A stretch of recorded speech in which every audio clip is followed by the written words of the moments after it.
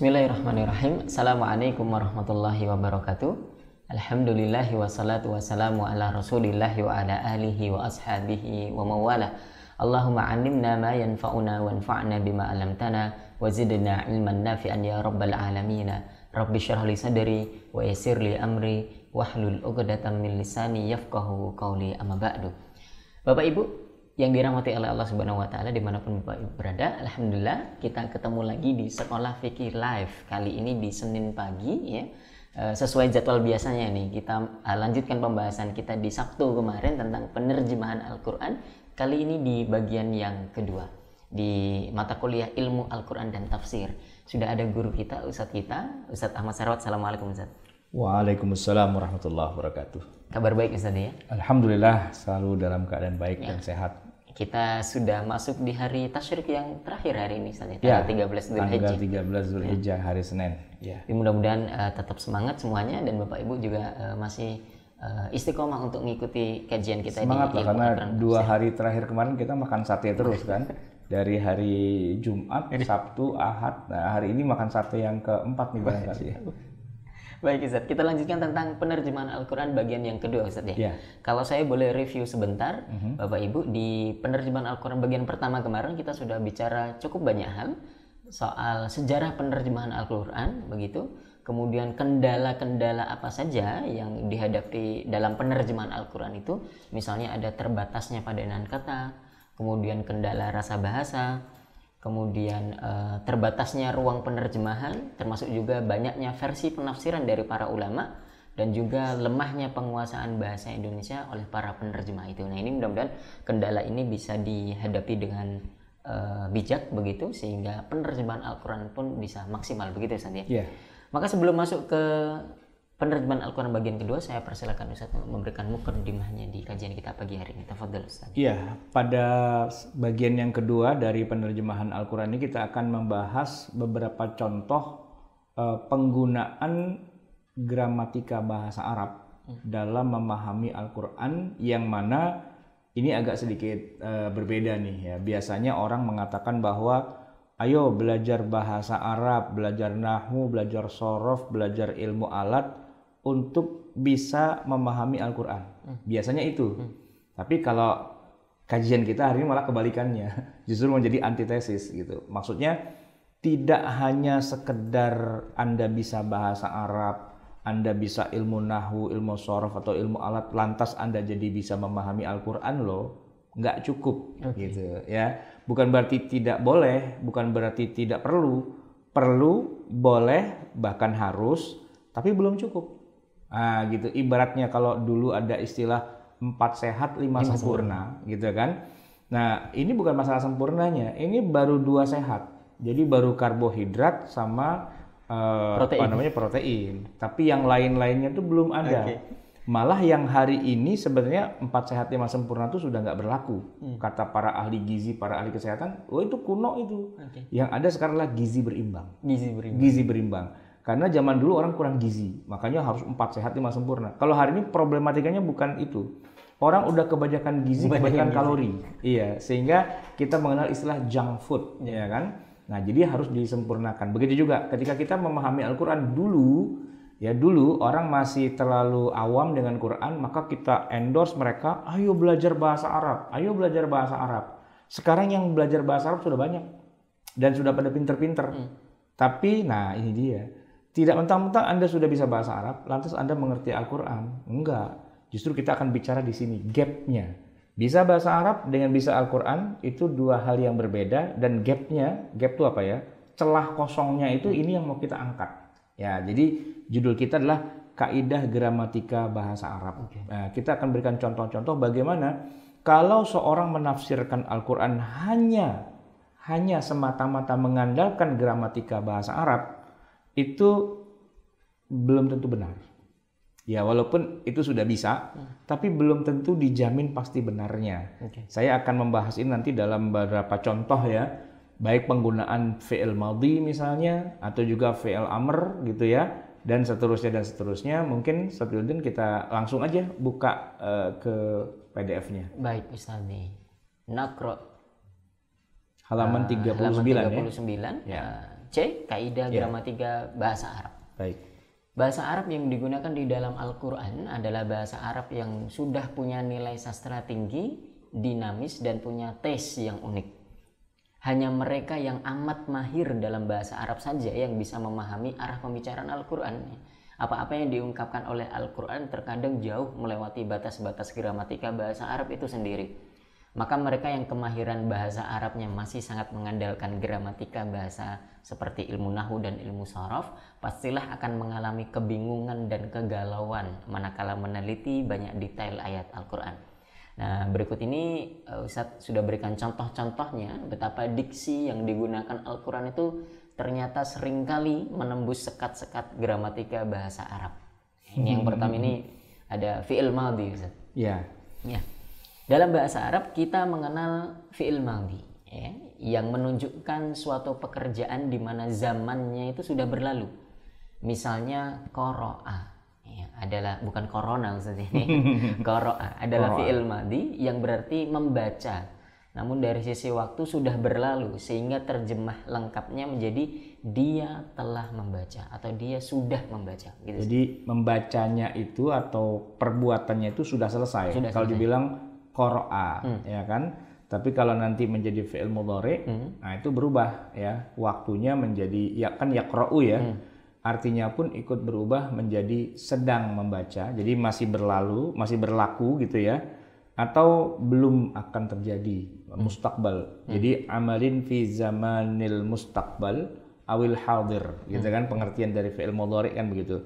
Amal yang terjadi pada zaman yang akan datang atau yang zaman sekarang atau juga yang bersifat istimrar, yang terus menerus. Jadi kalau kita menyebut kata yaqra'u itu artinya dia sedang membaca ya atau akan membaca, bisa. Tapi kalau kita bilang qara'a itu artinya sudah, bacanya udah selesai. Ya, misalnya gini, apakah kamu sudah membaca Al-Quran? Kita tanya kepada anak kita ya, hal qara'tal Quran? Itu bukan apakah kamu sedang membaca Quran, bukan apakah kamu akan baca Quran, bukan. Jadi sudahnya itu nggak usah kita sebut dalam bahasa Arab, cukup kita gunakan fi'il madhi saja. Aqra'tal Quran? Apakah kamu sudah baca Quran? Terus dia jawabnya bukan sudah, bukan sudah bahasa Arabnya apa? Kholas, bukan kholas gitu. Hal anta kholas qara'a Quran? Enggak, itu bahasa Arab pesantren mana gitu yang nggak jelas itu ya. Nah, kalau bahasa Arab yang benarnya hal qara'tal Quran? Apakah kamu sudah baca Quran? Jawabnya qara'tu. Saya sudah gitu. Jadi qara'tu bukan ana kholas qara'tu. Enggak usah pakai kholas, itu bahasa Indonesia gitu kan. Nah, jadi kalau dibilang qara'tu, aku sudah baca. Akalta? Akaltu. Gitu kan. Dhahabta? Dhahabtu. Jadi orang Arab sudah include ketika dia menggunakan fi'il madhi itu sudah maknanya dalam bahasa kita sudah ada kata sudah gitu kan. Nah itu dalam ilmu gramatika bahasa Arab. Kalau kita belajar nahwu, belajar sorof ya kayak gitu itu pengertiannya. Tapi, nah ada tapinya, apakah itu bisa diandalkan untuk memahami Al-Quran? Bisa sebagiannya tapi tidak sempurna juga. Contohnya kasus berikut ini.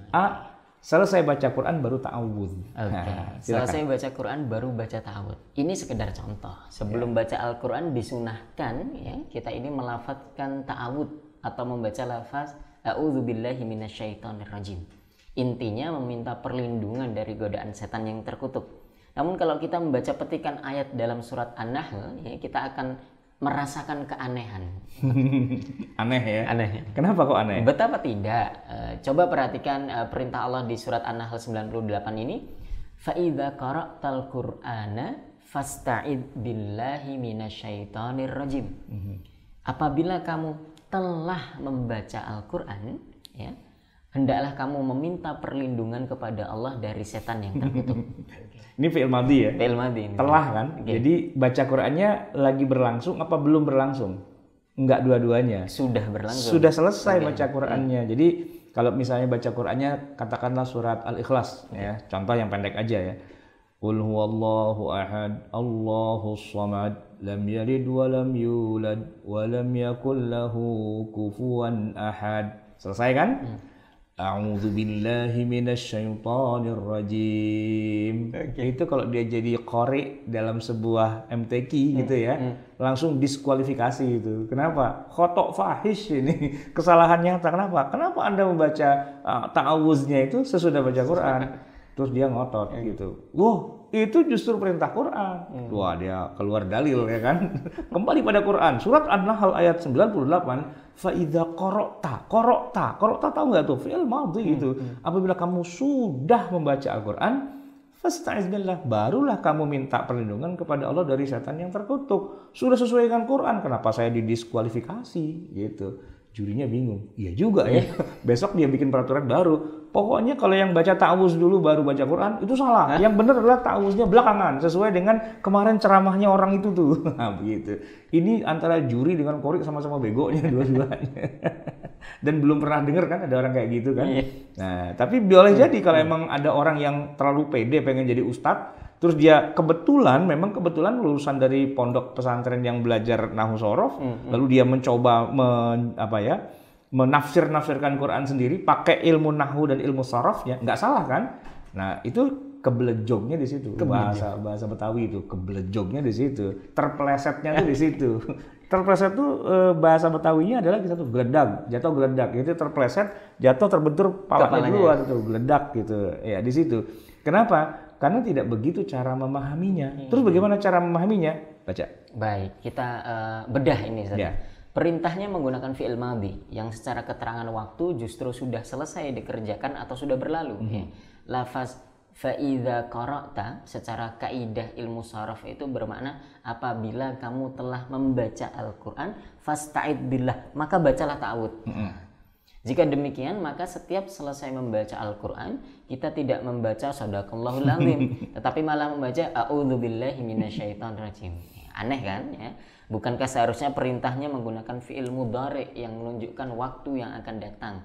Sehingga berbunyi, apabila kamu akan membaca Al-Quran, fa'idha arada ahadukum ayyaqra'al qur'ana fala budda ayyabda'a bi isti'adati billah. Begitu bunyi ayatnya kalau kita boleh ngarang gitu ya. Tapi ternyata ayatnya nggak begitu.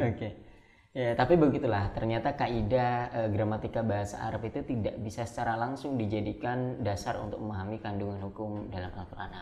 Itu contoh pertama, Ustaz ya. Jawabannya gimana? Jawabannya, gimana? Belum terjawab ya? Belum terjawab ya. Tadi kalau secara harfiah begitu kan? Secara kaidah gramatika begitu.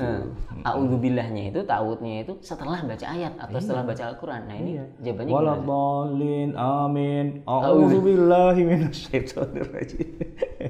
Iya, ternyata para mufassir tidak begitu cara memahaminya. Kita sudah sesuai dengan para mufassir. Cuman kita nggak tahu penjelasannya. Nah, penjelasannya gimana? Fa'idha qara'ta itu maksudnya bukan qara'ta saja. Fa'idha azamta an taqra'al Qur'an. Kalau kamu sudah punya azam, punya tekad yang kuat untuk membaca Quran. Jadi yang dimaksud di sini bukan membacanya sudah selesai, tapi sudah terjadi azam, sudah terjadi niat ya, menyengaja untuk membaca Quran. Kalau itu sudah hadir, sudah siap nih mau baca Quran. Mau ngapain? Mau baca Quran. Oh, udah mau baca ya? Sudah mau baca ya? Iya. Fasta'iz billah. Gitu. Jadi ada takdir di situ, ada makna yang tersembunyi, ada lafaz yang tersembunyi. Takdirnya apa? Fa idza aradta an taqra'al Qur'ana fasta'iz billah. Seperti itu para ulama nafsir menjelaskan maknanya gitu ya. Karena kalau enggak kebalikannya jadi kacau ya kan? Bukannya baca ta'awuz dulu, malah baca Quran dulu selesai, baru begitu selesai baru ngomong ya auzubillahi minasyaitonirrajim. Jadinya kayak peserta MTQ tadi itu. Iya, diskualifikasi gitu. Dan yang bego nanti jurinya ikut-ikutan lagi kan gitu. Baik, itu contoh pertama gitu ya. Kita masuk ke contoh yang kedua, wudu dikerjakan setelah sholat.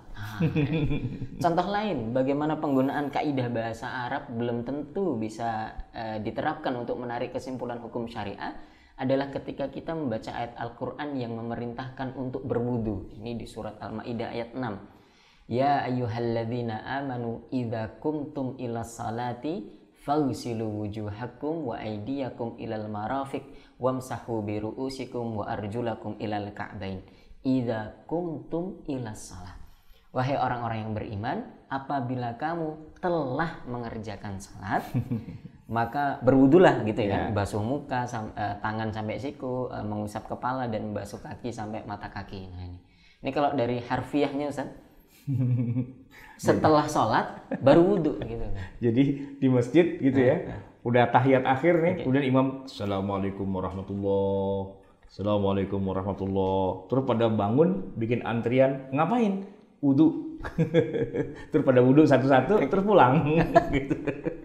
Loh, kok aneh? Bukan, itu sesuai dengan Al-Maidah ayat 6.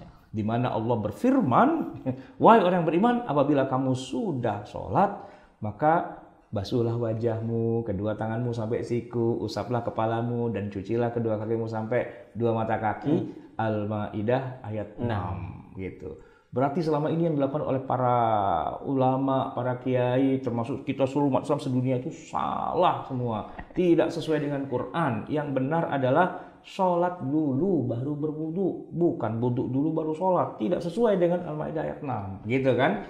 Yang sok jadi ustadz tuh tiba-tiba ngomong kayak gitu, dan jamaahnya karena nggak ngerti pada ngikutin juga gitu. Terus kemudian ustadznya ceramah di masjid yang lain, tiba-tiba di masjid yang lain pada ikut semua. Mulai hari ini kita tidak usah wudhu dulu ya. Jadi jamaah sekalian yang sudah wudhu batalin semua gitu. Suruh pada kentut dulu. Nah, itu udah pada batal semua. Yuk kita sholat. Habis sholat barulah kita wudhu sesuai dengan Quran gitu. Itu kan gilanya berjamaah gitu ya kan. Gila berjamaah lah ya. Walaupun kelihatannya gilanya tuh gila yang rada benar gitu, karena udah pakai kaidah gramatika nahwu shorof tuh udah benar. Tapi bukan begitu cara memahami Al-Quran. Saya katakan, tidak semata-mata Anda bisa bahasa Arab, menguasai nahwu shorof, Anda lantas menjadi mufassir. Enggak. Ada ilmunya lagi. Gitu. Kenapa? Karena kaidah gramatika sendiri, itu pun ya, nahwu shorof itu dulu diciptakan oleh para ulama. Siapa itu? Ada Sibawayh gitu ya. Ada para pendahulu lah yang menciptakan itu semua. Diciptakan adanya itu sesudah adanya ayat Quran. Jadi dibikinlah gramatika itu untuk memahami ayat Quran. Tapi asal tahu aja, untuk memahami Quran toolsnya bukan hanya bahasa Arab, ada ilmu tafsir. Nah gitu kan. Jadi nanti dia jadi penunjang. Makanya disebut dengan ilmu alat. Itu salah satu alat yang memudahkan. Ibaratnya begini, bertani. Pak tani itu memang butuh pacul sih, alat gitu kan untuk macul gitu. Tapi seandainya nggak ada pacul pun dia tetap masih bisa bertani, cuman mungkin produksinya agak berkurang gitu kan. Mungkin dia menggalinya pakai arit gitu bisa juga sih ya, atau pakai sendok atau pakai apa, tidak pakai pacul bisa juga sebenarnya gitu kan. Tapi nggak mungkin lah kita dapat panenan gara-gara apa? Gara-gara ada pacul banyak, ada pacul sebanyak 20 unit, tapi nggak ada petaninya, nggak bisa.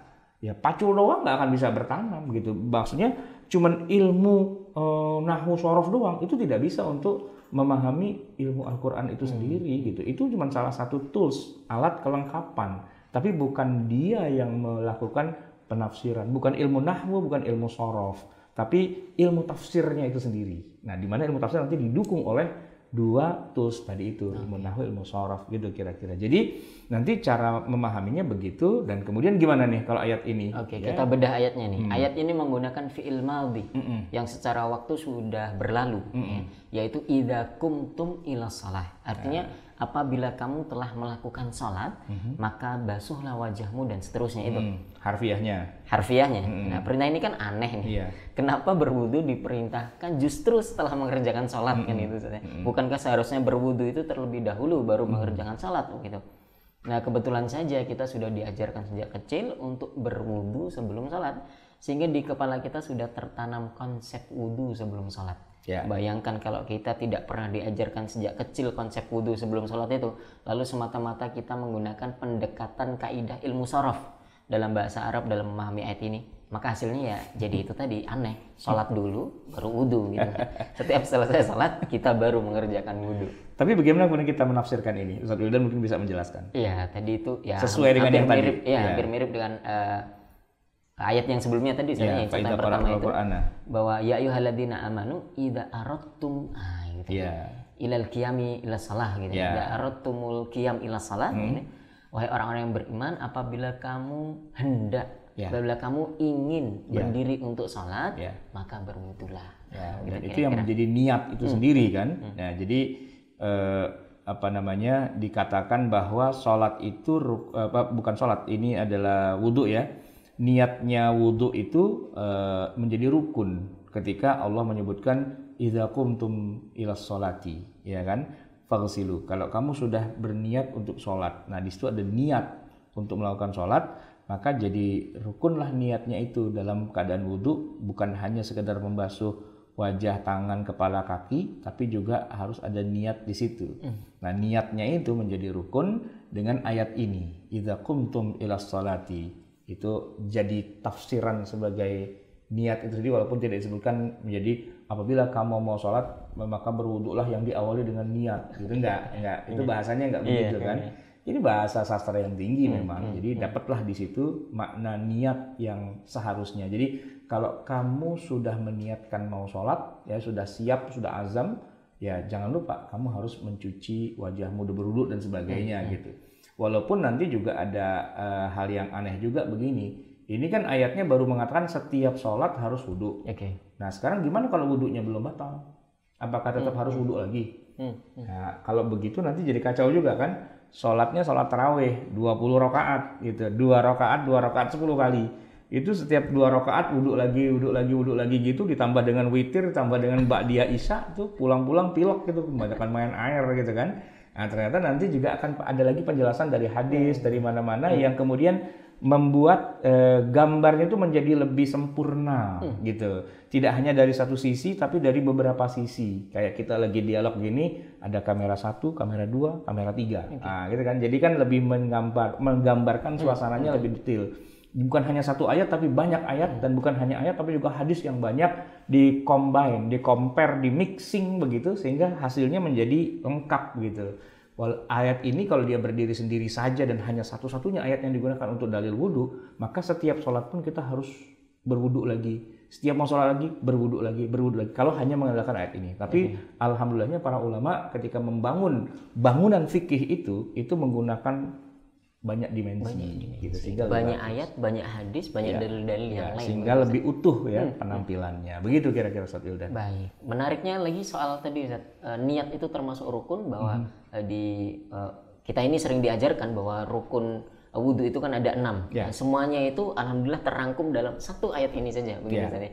Jadi ada 6 rukun wudhu terangkum dalam satu ayat ini. Misalnya kita bedah idza qumtum ila shalah, itu mengindikasikan rukun yang pertama yaitu niat, begitu. Kemudian mencuci wajah, tangan sampai siku, kemudian membasuh sebagian kepala dan mengusap sebagian kepala dan membasuh kaki sampai kedua mata kaki. Lalu niat yang terakhir, yang keenam, rukun yang terakhir itu tertib. Rukun yang terakhir. Saya bilangnya niat tadi. Rukun yang terakhir adalah tertib, yaitu bagaimana Allah Subhanahu wa taala menertibkan, mengurutkan ini ya. Ada cuci, usap, cuci begitu. Nah, itu kan berarti mengindikasikan memang harus tertib seperti itu. Dan perilaku Nabi Muhammad juga selalu tertib dalam wudhu. Soalnya kalau nggak tertib mungkin dibacanya jadi faghsilu wujuhakum wa aydiyakum ilal marafiqi wa arjulakum dulu saja, ya kan, baru terakhir wamsahu biru'usikum, karena biar yang dicuci dibaca dulu semua, yang dicuci muka, tangan dan kaki. Gitu. Kemudian yang diusap adalah kepala. Ternyata enggak, ternyata Allah menyisipkan yang diusap itu di tengah-tengah yang dicuci.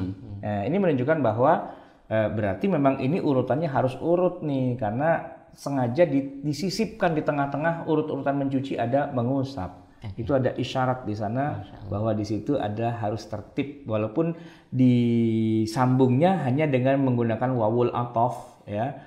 Wawul ataf itu kan sebenarnya sama ya, ekuivalen ya, equal gitu ya. Ja'a Zaidun wa Umarun. Ya, Zaid datang dan juga Umar datang, itu nggak ada yang duluan, nggak ada yang belakangan. Tapi kalau Ja'a Zaidun tsumma Umar gitu. Nah, itu kan ada urut-urutan. Zaid dulu datang, kemudian Umar yang datang. Nah, di ayat ini Allah tidak menggunakan summa, memang tidak menggunakan summa, hanya menggunakan wawul ataf saja. Jadi kan kayak yang mana aja di kerjaan terserah, nggak harus bareng gitu kan. Tapi rupanya ada sisipan wamsahu biru'usikum yang menunjukkan bahwa ini harus urut ternyata. Detail ya para ulama ketika bicara kayak gitu ya.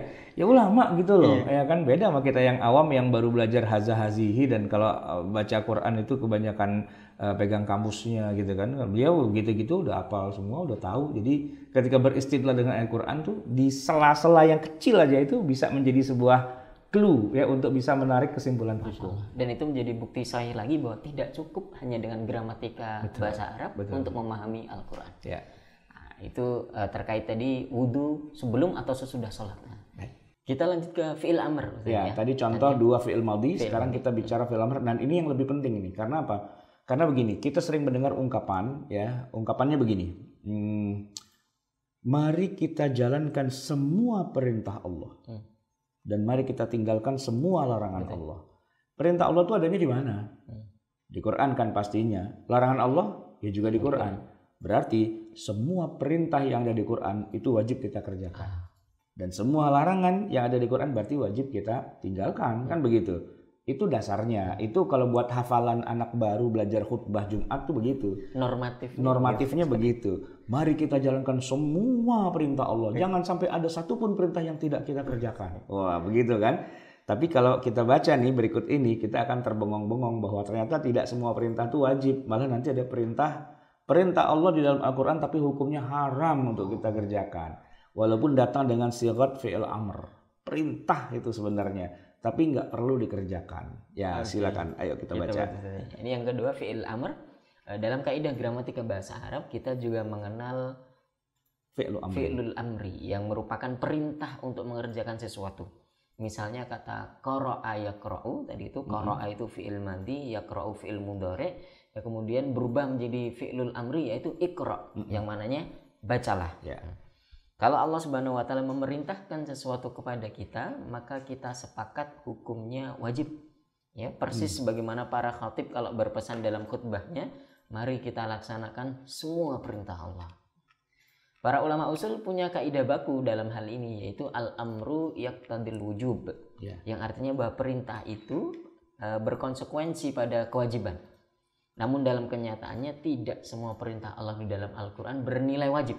Ini perlu saya tegaskan dan garis bawahi lagi. Namun dalam kenyataannya tidak semua perintah Allah di dalam Al-Quran bernilai wajib. Kadangkala hanya sunnah, ya, kadangkala hanya mubah, bahkan kadang perintah itu justru haram untuk dilakukan. Jadi nanti kalau udah ngerti ini, khotibnya berubah cara ngomongnya. Mari kita laksanakan semua perintah Allah yang hukumnya wajib. Dan ya kita baiknya kerjakan juga yang hukumnya sunnah. Dan kalau yang perintah Allah hukumnya mubah, maka silahkan mau dikerjakan mau tidak dikerjakan tidak apa-apa. Lalu jamaahnya bingung gitu kan. Wah, kok ganti ya khutbahnya? Karena saya sudah belajar ilmu tafsir gitu. Jadi tidak semua perintah itu wajib gitu kan.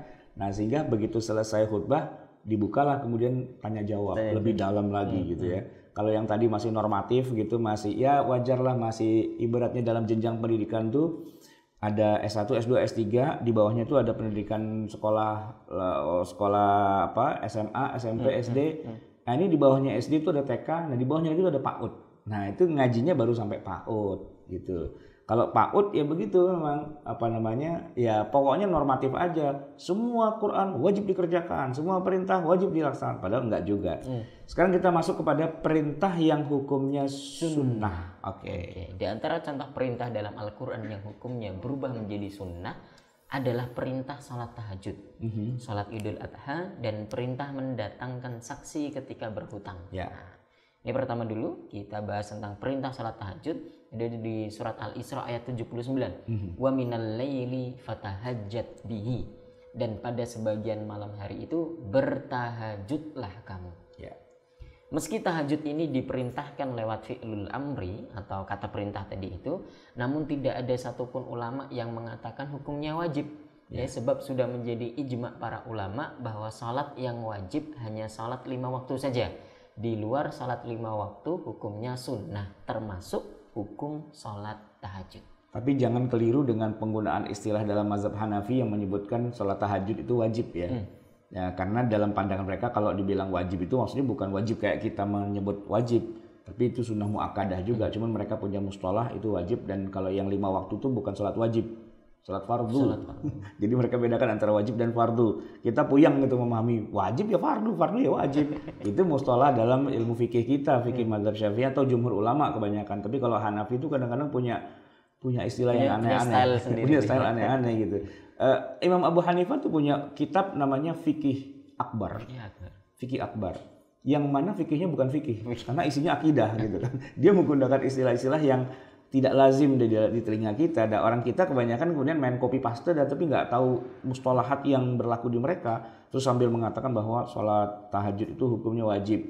Nah, harusnya dilengkapi gini, wajib dalam istilahnya ulama mazhab Hanafi, dan kalau di ekuivalenkan dengan kita, di compare dengan kita, itu jatuhnya sama dengan kalau kita menyebutnya sunnah muakkadah. Wa minal laili fatahajjat, pada sebagian malam tahajudlah kamu. Tahajudlah itu fi'il amr, tapi hukumnya tidak wajib. Anda kalau mau sholat tahajud dapat pahala, ya. Tapi kalau nggak mau tahajud ya udah lewat aja. Biasanya malam kedua bulan Syawal itu udah nggak ada lagi yang tahajud. Padahal malam 30-nya itu orang pada nangis-nangis sampai subuh nggak bangun-bangun gitu kan. Nggak tidur-tidur gitu. Tapi kalau sudah lebaran malamnya itu kemudian nggak ada lagi yang tahajud, itu sepi masjid, orang nggak ada lagi. Kenapa? Ya nggak apa-apa juga, orang itu juga bukan kewajiban kok, itu hukumnya sunnah ya. Kemudian yang kedua nih, perintah sholat Idul Adha dan kurban ya. Baru saja kita laksanakan kemarin itu. Begitu juga ketika Allah Subhanahu wa taala perintahkan salat Idul Adha dalam surat Al-Kautsar ayat 2 itu, fasalli li rabbika wanhar. Maka dirikanlah salat karena Tuhanmu dan berkurbanlah. Ya. Ternyata salat yang diperintahkan di sini bukan salat 5 waktu, melainkan salat Idul Adha. Hukumnya sunnah muakkadah. Tapi dari mana para ulama tahu bahwa perintah salat di ayat ini maksudnya salat Idul Adha, padahal tidak tercantum di ayat ini. Ternyata para ulama mengetahuinya lewat siyaq atau konteks yang terkandung di dalam ayat itu, yaitu perintah untuk berkurban. Salat apa yang diperintahkan sebelum kita menyembelih hewan kurban? Ya tentu salat Idul Adha ya, di mana sudah menjadi ijma para ulama, hukumnya tidak wajib melainkan sunnah muakkadah. Jadi fasalli li rabbika itu fi'il amr, salatlah. Tapi maknanya bukan fi'il amr yang wajib karena dia bukan salat 5 waktu.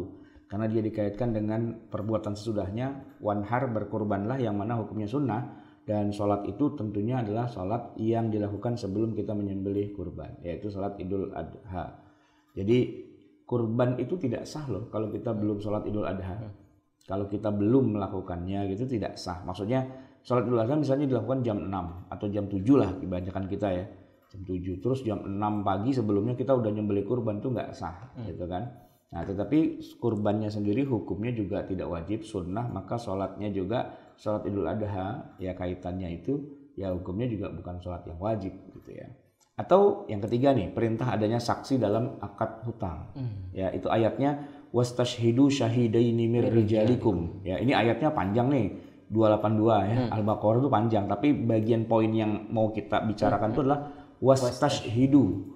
Maka datangkanlah saksi atau persaksikanlah. Itu harus 2 orang loh, syahidaini, 2 orang saksi, ya kan? Sebagaimana juga kalau akad nikah itu kan harus ada 2 orang saksi.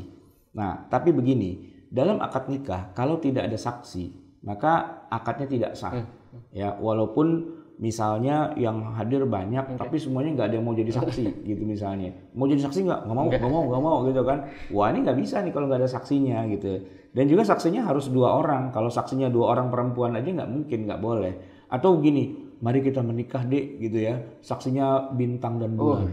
Gitu. Disaksikan oleh bintang-bintang, nggak bisa. Atau disaksikan oleh jangkrik yang pada lagi bunyi di tengah malam itu nggak bisa. Harus syahidah ini harus 2 orang laki-laki, itu pun harus muslim, gitu kan? Tapi, nah sekarang ayat yang kita bicarakan sedang memerintahkan harus adanya saksi dalam akad utang piutang. Yang mana ayatnya tidak bilang sebaiknya, tapi ayatnya menyebutkan wastashhidu. Ini pakai fi'il amr. Syahidaini, dengan 2 orang saksi. Mir rijalikum, harus laki-laki. Gitu kan? Nah, itu kan seharusnya berarti utang piutang itu menjadi tidak sah karena rukunnya yaitu adanya 2 orang saksi laki-laki yang adil itu tidak terpenuhi. Begitu seharusnya. Tapi banyak kan orang utang nggak pakai saksi. Banyak yang nggak pakai saksi gitu. Terus gimana? Ya kita tahunya itu tidak menjadi wajib atau tidak menjadi rukun gara-gara apa? Gara-gara ayat ini kalau kita baca terusannya kita akan tahu. Coba dibaca. Fa'illam yakuna rajulaini farajulu wa imra'atani mimman tardawna minasyuhada antadilla ihdahuma fatudzakkira ihdahumal ukhra. Jadi ilatnya di situ nanti masalah ingat apa enggak ingat. Nah, begitu. Makanya dua orang laki-laki ternyata boleh diganti dengan satu orang laki-laki bisa diganti dengan dua orang perempuan. Intinya adalah ilatnya pada bisa diingat apa enggak, begitu. Nah, sedangkan dalam saksi dalam sebuah pernikahan itu bukan masalah ingat nggak ingat, itu adalah ritual yang tidak bisa tidak, gitu ya. Jadi begini. Tidak semua perintah di dalam Al-Quran itu menjadi hukumnya wajib untuk dikerjakan. Tergantungnya banyak ya. Nanti dia bisa berubah jadi wajib, sunnah, mubah, makruh dan sebagainya. Tergantung bagaimana cara istidlalnya, bagaimana cara melakukan istimbat hukumnya. Dan ilmunya itu tidak hanya semata-mata menggunakan ilmu kaidah bahasa Arab saja. Ilmu kaidah bahasa Arab itu memang dibutuhkan, harus gitu kan. Tapi bukan satu-satunya. Nah, ada ilmu-ilmu yang lain yang harus dikuasai. Itu contoh ya yang sifatnya perintah yang sifatnya sunnah. Ya, sekarang jadi, kita pindah pakai fi'lul amri kata perintah tapi hukumnya bukan wajib. Ya. Hanya sebatas sunnah. Ya, betul. Jadi ada salat Idul Fitri, kemudian salat tahajud, kemudian mendatangkan saksi untuk transaksi utang piutang itu ternyata hukumnya sunnah saja meskipun dalam redaksinya itu pakai kata perintah. Nah, kita pindah di perintah yang sifatnya mubah, atau yang hukumnya mubah. Beberapa perintah Allah dalam Al-Quran ada yang hukumnya tidak wajib, tapi sekedar mubah saja. Padahal perintah itu menggunakan fi'lul amri juga. Misalnya perintah bekerja seusai sholat Jumat. Ya, kemudian ada jima istri di malam bulan Ramadan dan perintah berburu seusai ihram. Nah, ini kita bahas dulu yang pertama, perintah bekerja setelah sholat Jumat. Contohnya adalah perintah untuk bertebaran di muka bumi dan mencari rizki seusai salat Jumat. Ayatnya di surat Al-Jumu'ah ayat 10. فَإِذَا قُضِيَتِ الصَّلَاةُ فَانْتَشِرُوا فِي الْأَرْضِ وَابْتَغُوا مِنْ فَضْلِ اللَّهِ وَاذْكُرُوا اللَّهَ كَثِيرًا لَعَلَّكُمْ تُفْلِحُونَ. Apabila telah ditunaikan salat, maka bertebaranlah kamu di muka bumi dan carilah karunia Allah dan ingatlah Allah banyak-banyak supaya kamu beruntung. Kalau hanya mengandalkan makna harfiah dalam ayat ini, maka bila selesai sholat Jumat kita tidak bertebaran mencari rezeki, maka kita berdosa karena mengabaikan perintah Allah. Namun kita semua tahu bahwa hukum bekerja cari rezeki seusai sholat Jumat itu ya tidak wajib begitu. Bahkan di Timur Tengah sana hari Jumat malah merupakan hari libur. Mereka justru tidak bekerja di hari Jumat. Jadi semua dosa tuh. Ada 300 juta umat Islam sedunia tiap Jumat kena dosa. Yaitu apa? Karena mereka tidak kerja, karena itu hari libur di mereka itu. Di negara Timur Tengah rata-rata maka liburnya bukan hari Minggu kayak kita, tapi hari Jumat. Padahal ayatnya bilang fantasyiru fil ardi. Iya, salat. Jadi nggak sesuai sunnah ya kalau liburnya hari Jumat malah kan. Baik, Ustaz. Itu yang contoh pertama, Ustaz. Yang kedua perintah jima malam Ramadan nih. Kalau kita teliti ayat berikut ini, maka kita sadar bahwa ternyata di malam bulan Ramadan itu ada perintah untuk melakukan jima. Fal ana bashiruhunna wabtaghu ma kataballahu lakum. Maka mulai sekarang campurilah, berjimalah dengan mereka yaitu para istri dan ikutilah apa yang telah ditetapkan Allah Subhanahu wa taala untukmu. Ini di surat Al-Baqarah 187. Kalau hanya berlandaskan kaidah gramatika bahasa Arab, lagi-lagi kalau hanya berlandaskan kaidah gramatika bahasa Arab, melakukan jima ini merupakan perintah dalam Al-Quran. Maka siapa yang tidak berjima dengan istrinya akan berdosa karena meninggalkan perintah Allah Subhanahu wa taala. Namun seluruh ulama sepakat bahwa meski datang dengan format perintah fi'lul amri, namun hukumnya tidak wajib. Hukumnya boleh-boleh saja ya, tidak sampai sunnah apalagi wajib. Dan kalau yang jadi masalah kalau bujangan, ya kan, berarti tiap malam Ramadan 30 malam tuh dosa terus. Kenapa? Karena nggak bisa melaksanakan satu perintah Allah yaitu melakukan jima. Mau jima sama siapa? Nggak punya bini gitu kan. Padahal perintahnya fal ana basyiruhunna. Mungkin itu juga yang melatar belakangi seorang teman saya itu dia menjelang Ramadan dia nikah. Ya saya tanya kenapa, kan Ramadan kan jadi agak masalah kan, bukannya habis lebaran aja. Enggak, karena di Quran ada perintah kalau malam tuh suruh jima katanya. Gitu. Begitu dia nikah ternyata dia nggak bisa jima juga. Kenapa? Karena istrinya lagi haid. Haidnya lama 2 minggu. Berarti kan selama 2 minggu dia dosa terus gitu karena nggak jima-jima juga kan begitu. Begitulah orang kalau memahami Al-Quran secara harfiah gitu, walaupun dia bisa bahasa Arab tapi nggak begitu kan. Lalu kira-kira ini kan perintahnya harusnya wajib. Kenapa kok jadi mubah? Gimana taunya? Dari mana kita tahu bahwa ini mubah? Bagaimana caranya kita mengetahui bahwa ini bukan perintah yang wajib, ini cuma perintah yang sifatnya mubah-mubah saja? Gimana Ustaz? Jadi gini, para ulama, khususnya para ahli fikih, ahli usul fikih, itu punya kaidah begini. Kalau ada suatu perintah yang diawali dengan larangan, maka hukumnya itu bukan wajib. Ya, di sini sebenarnya ketika ada perintah fal'ana basyiruhunna, maka pada saat ini, sekarang ini lakukanlah jima, gitu ya. Maka pada saat itu sebenarnya lagi berlaku larangan untuk jima di malam hari. Aslinya itu malam hari bulan Ramadan itu nggak boleh jima, aslinya. Bahkan bukan hanya nggak boleh jima, nggak boleh makan, nggak boleh minum, karena aslinya puasa itu dimulai ba'da isya, bukan ba'da subuh. Aslinya ketika awal-awal mula disyariatkan puasa itu mulainya bukan ba'da subuh, ba'da isya. Atau paling tidak begitu dia maghrib terus dia tidur, nah, begitu dia terbangun dari tidurnya itu sudah harus mulai puasa. Dan itu terjadi pada diri Umar bin Khattab radhiyallahu anhu. Umar itu melakukan jima pada malam hari bulan Ramadan, dan kemudian ini kan salah berarti kan, karena tidak boleh gitu. Maka datanglah Umar kepada Nabi melaporkan perbuatannya yang sudah melanggar ketentuan, yaitu berjima di malam hari bulan Ramadan. Maka turunlah ayat itu, ayat 187 surat Al-Baqarah, ya, alimallahu annakum kuntum takhtanuna anfusakum fataba alaikum wa afa ankum fal'ana basyiruhunna.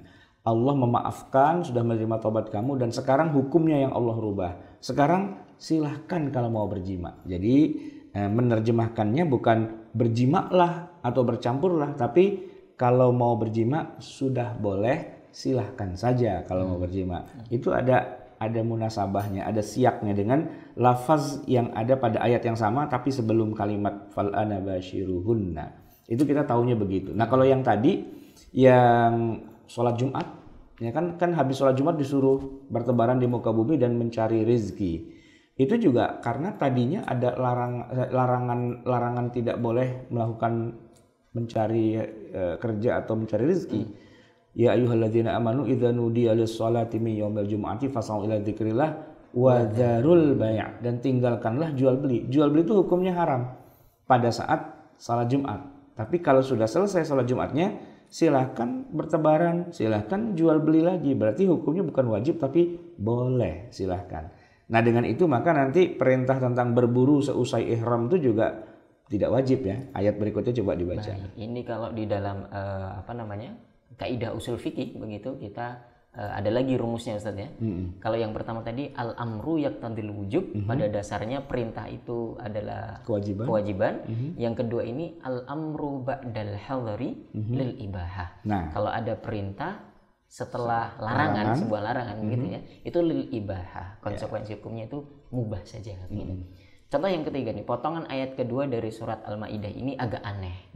Karena kita diperintahkan untuk berburu apabila telah usai bertahalul dari ihram.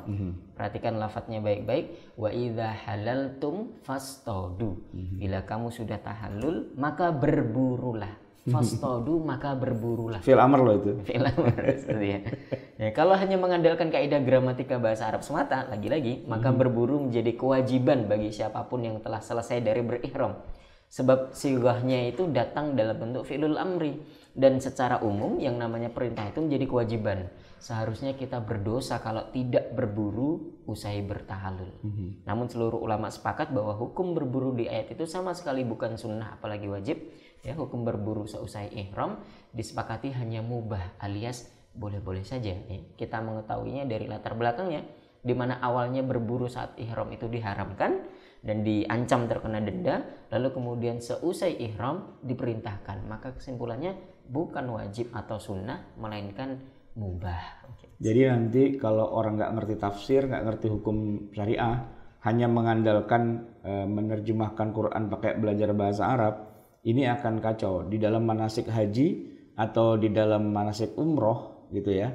Dalam manasik haji atau dalam manasik umroh itu, ini teksnya kita matikan dulu aja ya. Di dalam manasik haji atau manasik umroh itu akan ada tambahan pelatihan apa? Pelatihan berburu. Jadi setelah belajar tawaf, belajar sa'i, belajar melontar, ada satu lagi Pak, Ibu jangan lupa belajar memanah. Nah, gitu kan. Buat apa? Karena di Quran dikatakan wa idza halaltum fastadu. Nah, begitu. Begitu berangkat sampai di imigrasi Bandara Jeddah langsung ditangkap-tangkapin sama askar di sana. Ngapain lu pada bawa panah di sini, mau berburu apa? Gitu.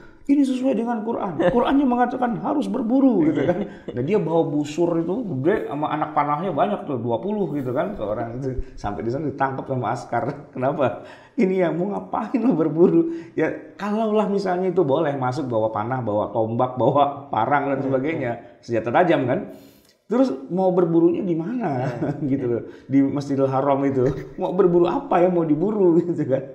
Nah, jadi ya begitulah banyak orang tuh memahami Quran semaunya dia, seenaknya dia, sak-sae wae gitu loh ya kata orang Jawa. Itu nggak benar gitu. Itu ada ilmunya gitu. Jadi Anda jangan sok mengangkat diri sebagai mufassir gitu ya. Bahasa Arab aja nggak bisa, bahkan yang sudah bisa bahasa Arab dan juga kemudian sudah ngerti tentang tentang nahwu, sorof dan sebagainya pun juga nggak bisa begitu saja ya. Baik, sekarang nah ini yang lebih parah nih Ustaz. Ya.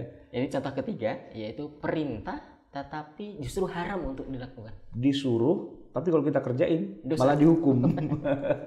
Wah kacau ini. Kalau yang tadi kan cuma keliru diketawain. Kalau sekarang bukan cuma diketawain, digebukin gitu loh. Katanya disuruh, begitu dia kerjain kok malah digebukin gitu. Apa contohnya? Baik, ini perintah yang haram dilaksanakan. Sampai di sini pembahasan tentang hukum dari perintah akan semakin seru nih. Sebab perintah Allah Subhanahu wa taala itu bukan sunnah dan bukan wajib, tetapi malah justru haram untuk dilaksanakan. Di antaranya perintah pada ayat-ayat ini misalnya di Az-Zumar ayat 15, fa'budu ma syi'tum min dunihi, maka sembahlah apa yang kamu kehendaki selain Dia, Allah Subhanahu wa taala. Oke, fa'budu ma syi'tum. Jadi kita disuruh nyembah Allah, apa disuruh menyembah apapun yang kita suka. Nah, ternyata ada ayatnya loh, bahwa bukan hanya boleh menyembah berhala, tapi juga diperintah untuk menyembah apapun yang kita maui, ma syi'tum. Jadi mau nyembah Nabi Isa bisa masuk ayat ini, mau nyembah Buddha Gautama bisa pakai ayat ini, mau nyembah apalagi nyembah berhala-berhala yang lain gitu ya, atau nyembah dukun, nyembah apa segala macam lah, itu bisa. Kenapa? Ternyata ada ayat Qur'annya yang memerintahkan itu. Fa'budu itu fi'il amar, maka sembahlah ma syi'tum apapun yang kamu kehendaki min dunihi selain dari Allah. Berarti hukumnya boleh dong. Kalau pakai ayat ini dipotong begitu kan, ayatnya langsung digoreng bisa. Ya, dan banyak penggorengan ayat juga pada akhirnya. Orang memanfaatkan petikan-petikan ayat Quran lalu ditafsiri semaunya dia, dikemas dengan rupa lalu dijual gitu. Dan orang kemudian tertipu dengan pemotongan ayat Quran itu. Dan ini salah satu bahan nih para iblis kalau pada mau nipu pakai ayat ini bisa, ya kan? Oh berarti nyembah-nyembah yang lain tuh boleh. Loh. Karena ada perintahnya di Quran gitu. Gimana penjelasannya? Meski ayat ini memerintahkan kita untuk menyembah Tuhan selain Allah, namun perbuatan itu jelas terlarang dan hukumnya haram serta syirik. Sebab ayat ini diturunkan dalam konteks sedang mengancam orang-orang kafir. Kalau berani, sembah saja Tuhan-Tuhan yang kamu sukai selain Allah. Gitu kan. Itu kayak sindiran begitu. Jelas ini bukan perintah, tetapi ini sebenarnya ancaman.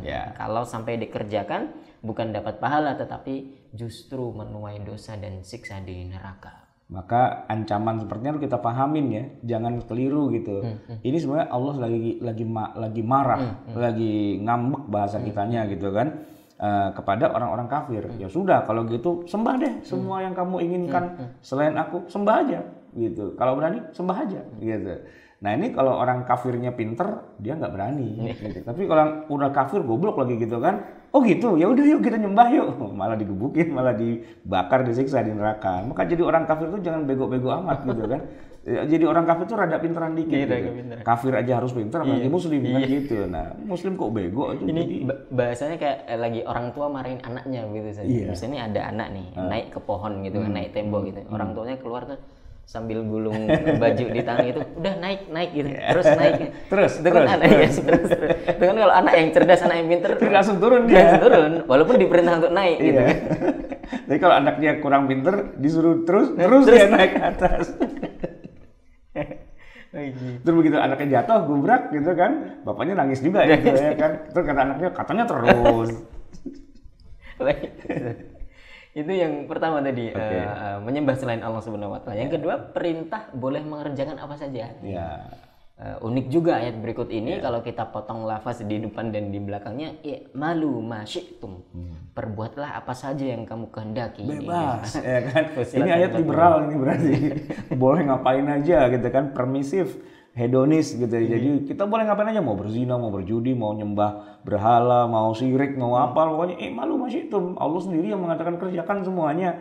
Karena anak-anak Adam itu kan diberi kebebasan untuk melakukan apa saja, begitu ya.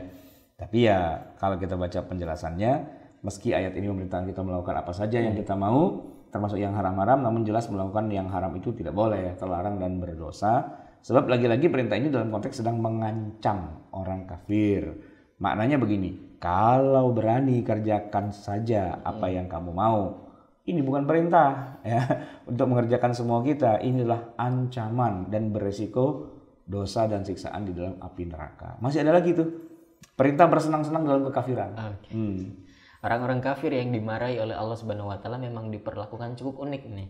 Yaitu justru diperintah menikmati kekafiran dan dosa-dosa dalam kehidupannya. Sebagaimana di surat Ibrahim ayat 30, Qul tamatta'u fa inna masirakum ilan nar. Silahkan bersenang-senang karena toh pada akhirnya gitu ya, tempat kalian nanti di neraka. Ini nadanya ini banget ini. Sinis banget. Iya, ya udah senang-senang aja kamu ya kan. Tenanglah, kamu udah pasti masuk neraka kok gitu. Dan itu kayaknya juga yang dilakukan oleh iblis tuh begitu. Iblis sudah dijamin masuk neraka, ya kan? Jadi ya ngapain lagi? Ya udahlah, udah terlanjur basah itu ya, main air kok basah, nyebur aja sekalian gitu ya. Itu udah begonya iblis tuh di situ. Kalau menurut saya iblis tuh bego gitu loh. Begini harusnya setelah panjang dia melewati zaman gitu ya, harusnya dia sadar gitu loh. Iblis tuh harusnya sadar gitu. Ya juga ya, masa saya bakalan mati masuk neraka terus sih gitu. Hijrah gitu. Iblis tuh harusnya hijrah itu harusnya ya kan. Toh Allah tuh kan maha pengampun, maha penyayang. Oke lah mungkin dijanjikan masuk neraka. Tapi kan Allah tuh ghafurun rahim. Ya kan maha ghafur, maha penerima taubat. Rahim, maha penyayang kan begitu. Ya Allah, yang waktu itu saya nyesel tuh ya Allah gitu ya. Saya udah goda-godain Adam, udah apa kan. Terus saya minta dipanjangin umur saya gitu kan. Toh bakalannya masuk neraka juga. Sekarang saya kayaknya berubah pikiran ya Allah gitu. Saya pengen masuk Islam deh gitu. Saya pengen beriman deh gitu. Masa nggak bisa ya Allah gitu. Ngomong begitu harusnya iblis. Tapi dasar iblis bego ya. Udah terlanjur salah terus gitu.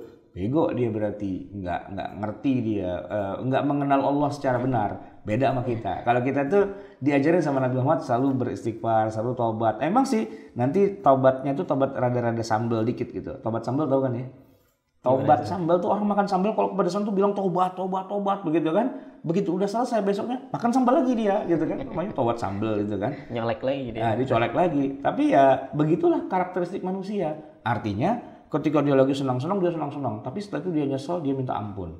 Gitu kan. Terus dia bikin lagi kesalahan, minta ampun lagi. Bikin lagi kesalahan, minta ampun lagi. Enggak apa-apa. Allah yang nyuruh kok minta ampun lah gitu kan. Nah cuma yang bego tuh iblis gitu. Maka saya pengen kapan-kapan pengen nasehatin iblis. Iblis, lu mikir dong gitu. Masa dijanji masuk neraka mau aja. Taubat kenapa gitu. Hijrah masuk Islam kayak apa gimana. Ikut kajian kayak apa gimana. Hidup lu kayak gitu aja. Dari zaman Nabi Adam sampai gini hari cuma kerjaannya godain manusia mulu. Taubat lah gitu. Segini gini. Iblis itu kan masuk dalam kategori jin ya. Kana minal jinni fa fasaqa an amri rabbih. Nah, tapi nggak semuanya jin itu kayak nenek moyangnya si iblis itu. Jin itu ternyata juga ada yang Islam juga. Ada yang taubat juga, ada yang sadar juga. Di dalam Al-Qur'an disebutkan bahwa sebagian dari jin itu mereka mendengarkan ayat Qur'an dan mereka mentadabburi dan sebagainya. Jadi kunna tara'iqa qidada. Kami ini berbangsa-bangsa juga, berlapis-lapis juga.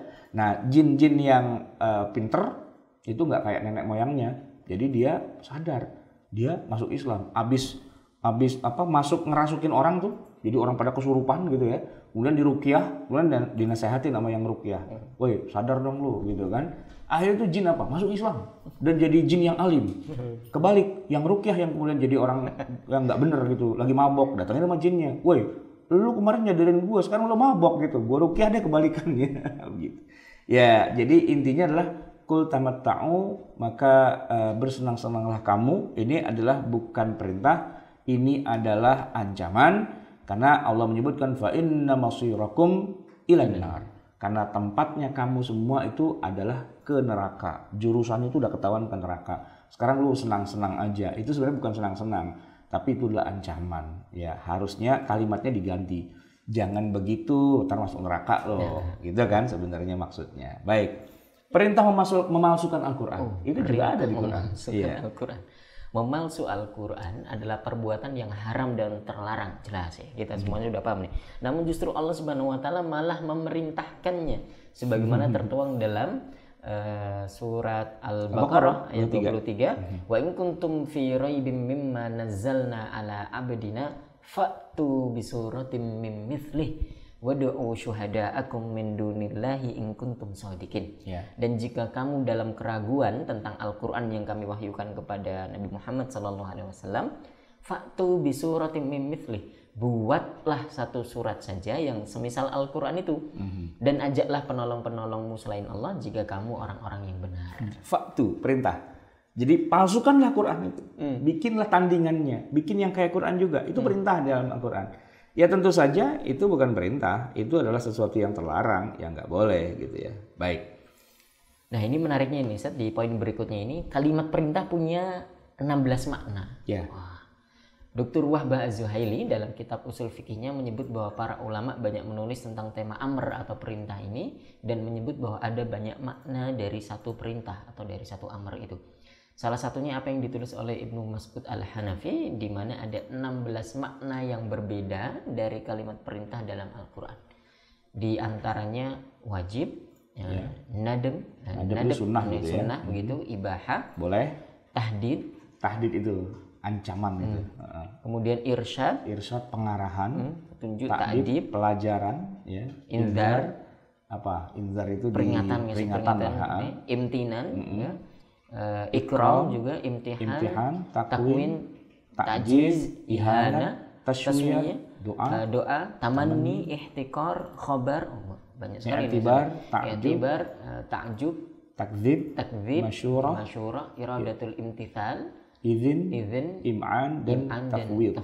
Ini kalau kita bongkar satu-satu nih, jadi sebuah kajian usul fikih tersendiri, ya kan? Perintah itu tidak selalu bermakna wajib, tapi ada 16 maknanya. Kalau kita kan baru membahas tadi cuman dari perintah berubah jadi sunnah, mubah dan haram. Cuman 3. Dia 16. Kalau dilampirkan juga dengan makna-maknanya itu menarik juga dalam Al-Qur'an ya. Jadi perintah dengan 16 konsekuensi gitu ya. Perintah dalam Al-Qur'an dengan 16 konsekuensinya. Dengan contoh-contohnya. Oke. Sedangkan As-Subki dalam Jam'ul Jawami' malah menyebutkan lebih banyak lagi. Ada 26 makna yang berbeda. Ya sebagaimana juga disebutkan oleh Ibnu Badran. Oke, itu kita pindah ya sekarang dari tadi fi'il amr gitu ya. Kemudian yang awal apa tadi? Fi'il madhi. Kemudian fi'il amr dan sekarang harf atau huruf ya. Ada beberapa contoh tentang bukan huruf. Baik, dalam bahasa Arab selain isim dan fi'il juga dikenal huruf. Ya, di antaranya fi yang bermakna di atau di dalam, ila yang berarti ke atau kepada, dan an yang berarti dari, serta fauqa yang berarti di atas. Ya. Namun seringkali makna dari huruf-huruf itu sendiri tidak sejalan dengan hukum yang berlaku karena ada qarinah atau pembanding lain yang lebih kuat. Ya, di antaranya ini kasus fauqa nih, di atas. Dalam bab waris, bila almarhum meninggalkan ahli waris yang hanya terdiri dari anak perempuan saja, ketentuannya adalah bila jumlahnya hanya 1 orang, dia dapat setengah. Namun bila lebih dari 1 orang, ya, berdua, bertiga, berempat, dan seterusnya, mereka mendapatkan bagian 2/3. Namun apa yang sudah dijelaskan oleh para ulama ternyata agak berbeda dengan teks di dalam Al-Quran, yaitu surat An-Nisa ayat 11. Fa in kunna nisa'an fawqa thnataini falahunna thulutsa ma tarak. Ayat ini menggunakan, ini belum ada terjemahnya ya Ustaz. Jadi kalau mereka memang belum saya terjemahkan karena nanti akan di bawah dijelaskan. Ayat ini menggunakan kata fauqa yang maknanya secara harfiah adalah di atas. Dalam hal ini disebutkan fauqa thnataini. Secara nalar bahasa seharusnya berarti di atas 2 orang. Berarti bukan 2 orang, melainkan 3, 4, 5 dan seterusnya. 2 tidak termasuk gitu Ustaz ya. Karena kalimatnya fauqa. Namun ternyata yang benar memang 2 ke atas dan bukan di atas 2. 2 hal yang berbeda ya. 2 ke atas itu beda dengan di atas 2. Sehingga terjemahan yang lebih sesuai dengan konten ilmu waris adalah, dan jika anak itu semuanya perempuan lebih dari 2, maka bagi mereka 2/3 dari harta yang ditinggalkan. Dasarnya ada hadis yang menyebutkan bahwa untuk 2 anak perempuan, bagian mereka berdua adalah 2/3. Laki thumunu wali bintaiki athuluthani wal baki lil akh. Untukmu 1/8 untuk istrinya, dan untuk putrimu yang 2 orang karena itu, ada 2 orang 2/3, sisanya untuk saudara. Hadis ini terkait dengan Utsman bin Mad'un yang wafat meninggalkan istri dan 2 putri. Namun saudara Utsman yang bernama Qudamah bin Mad'un ingin mengambil seluruh harta peninggalannya, maka si istri menghadap Rasulullah Shallallahu Alaihi Wasallam mengadukan hal tersebut. Lalu beliau Shallallahu Alaihi Wasallam menegaskan bahwa untuk dirinya 1/8, untuk kedua putrinya 2/3, sisanya baru menjadi hak saudaranya. Jadi gini penjelasannya. Ini ayat ini lagi bicara tentang waris ya. Jadi gini, orang punya anak itu nggak ada yang laki. Semuanya perempuan. Nah perempuan itu kalau cuma satu anak perempuan sebagai ahli waris, maka dia dapat itu separuh dari harta bapaknya atau ibunya gitu kan. Nah sedangkan kalau anaknya lebih dari 1, 2, 3, 4, 5, ini kalau kita bicara ilmu waris ya, 2, 3, 4 atau seterusnya, itu berarti mereka semua itu ya mendapatkan 2/3 dari harta yang ditinggalkan oleh sang pewaris gitu.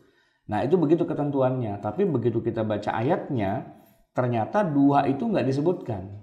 2 itu nggak disebutkan. Disebutkannya adalah fa in kunna nisa'an fawqasnataini. Nah ini kan sebenarnya sebelumnya ada fa in kanat wahidatan falahan nis. Kalau anaknya cuma 1 perempuan doang, dia dapat setengah, 50% dari harta yang ditinggalkan. Nah 2 nggak disebut, langsung loncat fa in kunna nisa'an fawqasnataini. Kalau anaknya perempuan semua, fauqa di atas, isnataini 2 orang. Ini kalau secara harfiah fawqasnataini berarti 3, karena di atas 2 itu dapatnya 2/3 begitu kan. Yang jadi titik pertanyaan adalah kalau anaknya 2 itu dapatnya yang mana gitu. Ternyata dapatnya ya sama seperti kalau anaknya 3, 4, 5, yaitu 2/3. Padahal ayatnya bunyinya fawqasnataini. Nah kemudian ayat ini seringkali dijadikan bahan perdebatan oleh orang yang nggak belajar waris, yang hanya mengandalkan ilmu Al-Quran. Nah jadi saya ingin menegaskan begini, Al-Quran itu ketika ditarik atau dijadikan sebagai sumber hukum dalam ilmu fikih, maka cara membacanya itu harus menggunakan kaidah fikihnya. Tidak boleh mau menarik kesimpulan hukum lalu hanya menggunakan pendekatan bahasa, apalagi cuma sekedar pendekatan maqasid. Itu keliru. Kan sekarang ini lagi rame di mana-mana tafsir maqasidi, ya tafsir dengan pendekatan maksudnya itu apa. Nah, tetapi ketika kita yang kita ambilnya adalah hukumnya, maka tafsirnya tidak boleh pakai tafsir maqasidi, keliru dan sesat dan salah dan nggak matching gitu. Karena yang kita butuhkan adalah hukum, maka tafsirnya harus tafsir fikhi sesuai dengan funnya, yaitu hukum fikih. Kan ilmu fikih adalah ilmu yang mempelajari tentang hukum-hukum syariah yang bersifat amaliyah. Memang core bisnisnya itu adalah ilmu hukum. Bagaimana kemudian melahirkan produk hukum dari sumber-sumbernya yang tafsili, nomor 1 adalah Al-Quran. Itu ilmu fikih. Maka Anda kalau mau berhukum dengan Quran, ini saya tegaskan ya, berhukum gitu. Bukan sekedar menafsirkan, tapi berhukum. Jadi membuat sebuah hukum berdasarkan Quran, maka ilmunya itu bukan ilmu tafsir. Ilmunya bukan maqasidi, bukan apa dan sebagainya. Enggak, ilmunya harus ilmu fikih. Karena dengan logika fikih itulah hukumnya bisa didapat gitu. Ibaratnya kita kalau mau naik kendaraan, mau punya tujuan tertentu disesuaikan dengan kendaraannya. Kalau kita cuma mau ke depan rumah ya 1 RT 2 RT, mungkin naik sepeda motor, naik sepeda ontel gitu ya, naik bajai itu oke. Tapi kalau udah keluar kota, kok naik ontel itu nggak cocok gitu kan, nggak sesuai gitu kan. Kalau kita mau keluar negeri lebih parah lagi, harus naik pesawat. Jadi disesuaikan begitu kan. Maka ketika kita mau mendapatkan produk hukum dari Quran, maka alatnya, toolsnya itu harus yang sesuai. Ilmunya apa? Oh, ilmunya harus ilmu fikih, nggak boleh ilmu bahasa atau pakai ilmu-ilmu yang lain. Itu yang menyebabkan banyak orang keliru ketika kemudian menafsirkan Al-Quran. Tapi tergantung sih, dia ingin menjadikan Quran itu untuk dijadikan sebagai apa gitu ya. Untuk dijadikan sebagai sumber hukum kah? Atau cuma sekedar mau bicara tentang yang lain-lain? Ya silahkan sesuaikan. Maka pertanyaan yang sering kali kita dapatkan gini, Ustaz, tafsir apa yang paling bagus? Ya kita jawab, Anda ingin menafsirkan Quran dalam rangka apa dulu nih? Gitu kan? Ingin belajar sejarah kah? Ya tafsirnya tafsir yang sifatnya lebih kepada tarikh atau sejarah. Kalau ingin mempelajari tentang sosial masyarakat dan sebagainya, oh adabi ijtimai, gitu kan. Kalau yang berbau-bau teknologi, oh tafsir ilmi. Nah kalau yang berbau hukum syariah, tafsirnya tafsir fikih, tafsir gitu, ahkam, kan? Tafsir ahkam, begitu. Jadi disesuaikan, bukan kemudian tafsir apa yang paling baik, tapi ya kayak tadi, kendaraan apa yang paling bagus? Ya dibalik dulu, mau kemana? Mau haji? Ya nggak mungkin bajai kan, nggak mungkin ojek, nggak mungkin yang begitu-begitu kan. Haji ya Boeing 747, ya Airbus gitu kan. Karena kendaraan yang paling tepatnya untuk haji itu gitu kan. Nah, tapi kalau cuma mau ke warung sebelah gitu, ya warung cuma sebelah doang gitu ya. Nah itu ya jalan kaki bisa, atau naik skateboard bisa, naik skuter bisa gitu ya. Tapi kalau naik Boeing nggak bisa, kejauhan, kegedean pesawat mau mendarat di mana begitu. Jadi begitulah kira-kira memahami Al-Quran dengan tafsirnya. Lalu tafsir yang terbaik lah yang sesuai dengan kebutuhan kita. Oke. Baik Ustaz. Ini yang selanjutnya contoh berikutnya ada wa yang bermakna dan begitu ya. Yeah. Para ulama sepakat bahwa urutan dalam membasuh anggota wudhu itu tidak boleh terbolak-balik. Urutannya harus wajah terlebih dahulu, kemudian kedua tangan sampai siku, lalu mengusap sebagian kepala, dan terakhir adalah mencuci kaki. Namun di dalam Al-Quran penyebutan semua anggota wudhu itu tidak menggunakan kata thumma yang bermakna kemudian. Tadi sudah saya sebutin ya. Tetapi hanya menggunakan kata wa yang berarti dan. Gitu. Dalam ilmu bahasa, penggunaan dan ini sama sekali tidak menunjukkan urutan. Misalnya kalau kita sebut Muhammad dan Ali telah tiba, ya siapakah yang tiba duluan? Tidak ada yang duluan. Tidak ada yang duluan karena keduanya datang bersamaan begitu. Lain halnya bila disebutkan Muhammad tiba, kemudian Ali pun tiba. Nah ini jelas sekali bahwa yang datang duluan tuh Muhammad dulu, kemudian Ali setelah itu nyusul belakangan. Lalu kita masukkan ini di ayat yang tadi itu, surat Al-Maidah ayat 6, faghsilu wujuhakum wa aydiyakum ilal marafiq wamsahu bi ru'usikum wa arjulakum ilal ka'bain. Maka basuhlah mukamu dan tanganmu sampai dengan siku, dan sapulah kepalamu dan basuh kakimu sampai dengan kedua mata. Jadi bersamaan itu semua, bukannya kemudian tapi dan itu ya. Nah, kalau menggunakan kaidah bahasa, melakukan wudhu itu tidak boleh urut, seharusnya berbarengan karena dan semua. Tapi nggak mungkin juga ya, sambil cuci muka, sambil cuci kaki, sambil kan nggak juga ya kan. Sebab Allah menggunakan kata dan bukan kemudian. Setidaknya kalaupun dicuci bergantian, tidak ada ketentuan harus wajah terlebih dahulu kan. Walaupun menyebutinnya wajah dulu tapi tidak harus gitu loh. Karena toh semuanya disebutkan bersamaan dan sejajar. Artinya tidak mengandung makna bergiliran, melainkan bersamaan. Gitu. Oke, terusin. Namun kalau sampai ada orang yang berwudu dan memulainya dengan cuci kaki, terus mengusap kepala, terus mencuci tangan, lalu wajahnya, dan terakhir kumur, maka kita sepakat mengatakan wudunya tidak sah nih karena tidak tertib urutannya. Padahal dalam mazhab Syafi'i tertib urutan wudu itu menjadi rukun dalam berwudu. Tidak boleh wudu itu dengan cara terbolak-balik, dibolak-balik, yang akibatnya malah tidak sah wudunya. Lalu dari mana kemudian kita dapatkan ketentuan seperti ini? Jawabannya bukan dari Al-Quran, melainkan dari hadis Nabi. Disebutkan di semua hadis tentang praktek wudhu Nabi Muhammad SAW yang selalu ada urutannya dan tidak pernah terbolak-balik. Ya begitu terus begitu misalnya. Sehingga disepakati bahwa wajib tertib meskipun tidak tercantum ketentuannya itu di dalam Al-Quran. Jadi orang-orang mungkiru as-sunnah yang tidak percaya pada sunnah pasti nggak akan bisa tuh wudhu dengan tertib. Kenapa? Karena di Quran penggunaan wawu al-ataf itu tidak menunjukkan urut-urutan. Baik, udah jam 6:20 ya, tapi kita tinggal sedikit lagi sih ya. Tinggal beberapa halaman lagi. Atau nanti kita juga loncat-loncat kalau sudah ada beberapa poin yang sudah banyak kita bahas begitu ya. Ini di poin yang keempat, yang D, bukan makna secara harfiah. Seringkali satu ayat Al-Quran itu kita baca secara apa adanya, justru malah bikin kita jadi keliru dalam memahaminya. Padahal secara logika bahasa tidak ada yang keliru gitu. Namun para ulama ternyata punya pemahaman yang lebih tepat dibandingkan dengan kita yang hanya memahaminya secara harfiah. Ini contohnya udah kita bahas barusan. Kita langsung contoh yang nomor 2. Contoh yang nomor 2 tentang hukum melakukan sa'i. Ini. Seluruh ulama sepakat bahwa sa'i antara Safa dan Marwah itu masuk dalam rukun haji dan umrah. Kalau tidak melakukannya tidak sah haji dan umrah itu. Namun kalau kita baca ayatnya, pasti kesan yang kita dapat itu tidaklah demikian. Misalnya nih, kalau kita baca ayatnya, Inna Safa wal Marwata min sya'airillah faman hajjal baita aw i'tamara fala junaha alaihi ayyat tawafa bihima. Sesungguhnya Safa dan Marwah itu adalah sebagian dari syiar Allah. Maka orang yang beribadah haji ke Baitullah atau berumrah, maka tidak ada dosa baginya mengerjakan sa'i antara keduanya. Fala junaha alaihi. Apa yang bisa kita simpulkan ketika Allah bilang tidak ada dosa? Berarti boleh ya, halal, dan kalau mau silahkan dikerjakan. Wajibkah? Tidak, ya, tidak ada kewajiban untuk melakukan sa'i yang kita temukan dalam ayat ini. Kalau tadi secara harfiah begitu Ustaz ya. Lalu hukumnya sunnahkah? Rukun bahkan, bukan sunnah. Ini para ulama sepakat nih, sa'i itu rukun, bukan sunnah. Lalu gimana ini mengkompromikannya gitu? Ayatnya nggak bilang rukun.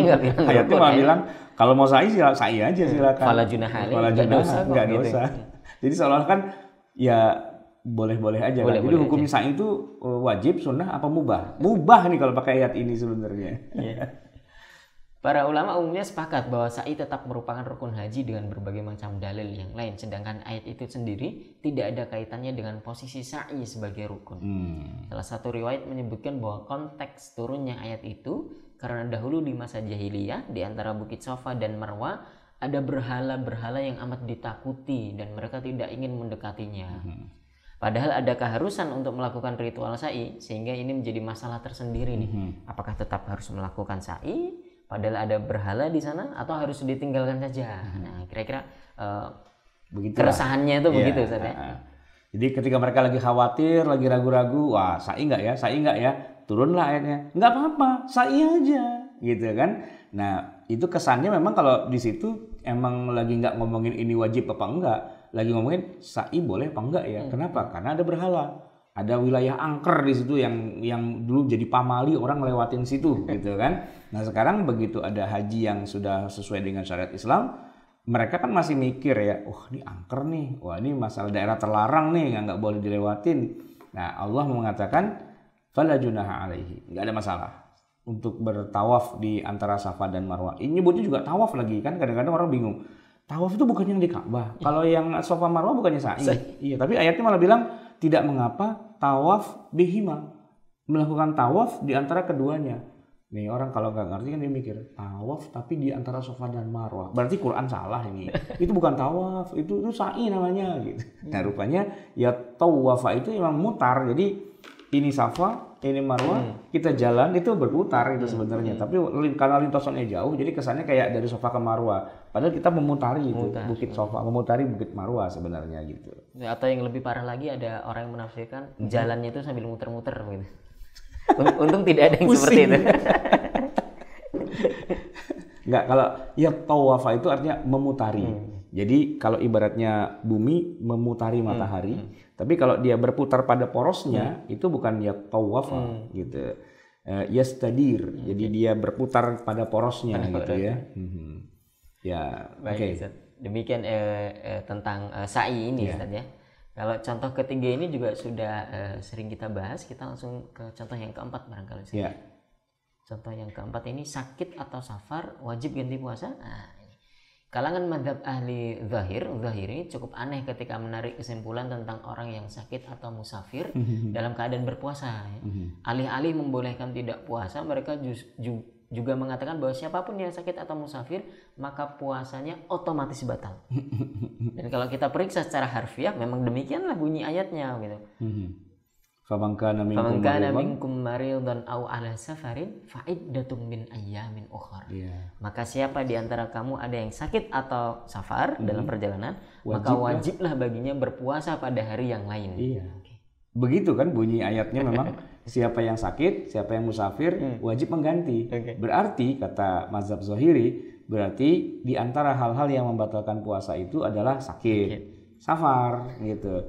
Nah, padahal kan kita selama ini memahami ayat itu nggak begitu, ya kan? Kita udah punya pemahaman yang canggih itu, walaupun kita nggak tahu dari mana pemahaman itu ya. Karena kalau dikembalikan lagi pada Quran dan diterjemahkan secara harfiah, malah sesuai dengan maunya si orang-orang dari kalangan mazhab Zahiri sebenarnya. Apa? Sakit dan safar itu membatalkan puasa. Nah, padahal bukan. Kalau Anda musafir atau Anda sakit, lalu Anda tidak puasa. Ya, lalu Anda tidak puasa dan boleh saja tidak puasa, boleh saja, maka konsekuensinya adalah Anda harus mengganti di hari yang lain. Itu sebagai konsekuensi dari kebolehan tidak puasa. Sementara ayatnya nggak bunyi begitu loh. Ayatnya nggak bunyi begitu. Kalau mau bunyi begitu, ayatnya harus kita takdirkan. Takdirnya apa? Faman kana minkum maridan aw ala safarin fayajuzu lakum alla yasumu fala budda an fa'iddatun min ayyamin fala budda an taqdu bi'iddatin min ayyamin ukhar, kan gitu, harus dipretelin panjang kayak gitu kan seharusnya. Ternyata enggak, kalimat-kalimat itu dimahdzufkan, dihadzaf, tapi pengertiannya ya seperti itu gitu. Kata para ulama bilangnya faman kana minkum maridun aw ala safarin fa'aftara fa'iddatun min ayyamin ukhar. Fa'aftara itu boleh enggak? Fayajuzu ayyuftir, ya kan? Karena boleh itu, karena itu menjadi sebuah rukhsah kan. Rukhsah boleh tidak puasa karena sakit. Rukhsah boleh tidak puasa karena safar. Ada rukhsahnya dulu di situ. Dan kita kalau ditanya, boleh nggak orang yang lagi musafir itu membatalkan puasa? Boleh nggak? Kan kita bilang boleh. Mana dalilnya? Pasti kita baca ayat ini. Padahal di situ tidak ada kata-kata yang membolehkan. Adanya cuman ganti di hari yang lain, gitu. Bukan boleh malah gitu. Malah sakit dan safar itu malah membatalkan puasa. Bukan boleh untuk tidak puasa. Zahirun nafsnya kayak gitu. Maka orang-orang ahli zahir ya menafsirkannya sesuai dengan zahirun nafs. Kita ya zahirun nasnya kita tahu gitu, tapi memaknainya bukan seperti itu. Jadi makna zahir itu tidak selalu boleh dipakai ya. Tapi maknanya yang lebih dalam, lebih luas. Kenapa? Karena nanti ada qarinah, ada pembanding. Baik dengan ayat yang lain atau dengan hadis-hadis yang lain. Sehingga pada akhirnya, kalau kita boleh saya simpulkan ya, membangun hukum syariah itu seperti kita lagi membuat sebuah gambar pada puzzle. Keping-keping puzzle itulah ayat-ayat Quran, hadis-hadis yang jumlahnya ribuan, bahkan boleh jadi jutaan. Keping-keping itu kita susun sedemikian rupa sehingga menjadi sebuah bangunan, menjadi sebuah gambar yang nyata, yang utuh. Tidak bisa kita menyimpulkan hukum hanya berdasarkan 1-2 ayat saja. Ya, apalagi cuma satu ayat, apalagi cuma sepotong kata dalam sebuah ayat itu nggak bisa. Jadi harus dikaitkan dengan yang lain-lainnya. Oleh karena itulah tafsir maqasidi itu tidak cocok untuk membangun bangunan hukum, gitu ya. Seperti yang disebutkan oleh Ibnu Ashur ya, bahwa usul fikih selama ini dan fikih ini sudah keliru, ya, udah salah. Itulah mengakibatkan orang pada apa istilahnya, pada berikhtilaf gitu ya kan. Nah, itu kan dituduhkannya seperti itu. Lalu dia kasih alternatif. Ya enggak, ini pakai tafsir maqasidi gitu. Dengan maqasidi tidak akan ada ikhtilaf gitu. Saya melihat bukan gak ada ikhtilaf, malah gak ada hukumnya. Karena setiap orang bisa mengarang maksud sendiri, maunya dia, maksudnya begini kali, maksudnya begitu kali. Nah, begitu kan? Jadi tafsir Maqasid itu bukan alternatif jawaban untuk membangun hukum syariah. Karena untuk membangun hukum syariah itu sudah ada Al-Imam Syafi'i meletakkan dasar hukumnya ketika beliau menulis Ar-Risalah, sudah jadi, sudah baku, sudah nadhija wahtaraka, sudah matang dan sudah gosong gitu ya ilmunya. Nggak usah kemudian diganti pakai pakai tafsir Maqasidi. Kan beberapa bulan ada yang nanya, bagaimana tafsir Maqasidi? Tafsir Maqasidi itu tafsir yang ingin mengganti tafsir-tafsir yang sudah ada dengan logika dia, tapi dengan bertameng dengan Maqasidus Syariah. Maqasidus Syariah itu gunanya bukan untuk membangun, tapi untuk mencari hikmah di balik dari itu semua. Kalau hikmah oke lah, terserah. Dan bisa saja hikmah itu bisa beda-beda, bisa macam-macam gitu kan.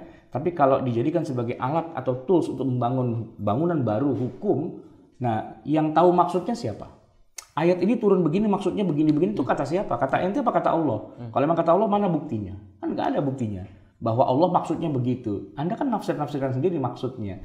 Bertameng dengan tafsir Maqasidi, lalu membuang tafsir yang sudah ada atau membangun bangunan fikih yang sudah jadi, itu sama aja membangun ilusi. Gitu. Membangun sesuatu yang masih angan-angan, yang sudah ada nyata itu diingkari, yang belum ada diyakini. Seperti orang lagi gila mau bangun khilafah gitu. Udah ada negaranya dipungkiri dan dia mau bangun khilafah. Khilafah yang mana yang Anda mau bangun gitu loh. Kita sudah melewatinya dan sudah kenyang, udah selesai sejarahnya itu semua. Yang kita bangun sekarang bukan lagi khilafah-khilafah model kayak ilusi gitu ya, tapi yang kita bangun adalah negara yang real, yang ada dengan berjuta kepentingan, dengan berjuta warna dan sebagainya. Maka pada hari ini yang real itu adalah negara yang kita punya ini sekarang. Ini negara yang real, bukan negara yang ada di benak seseorang atau di angan-angan. Yang kalau kita tanya, kalau ada masalah kayak gini nanti jawabannya gimana? Dia nggak bisa jawab juga. Jangankan itu, kalau saya tanya, terus yang jadi khalifahnya siapa? Pertanyaan paling sederhana.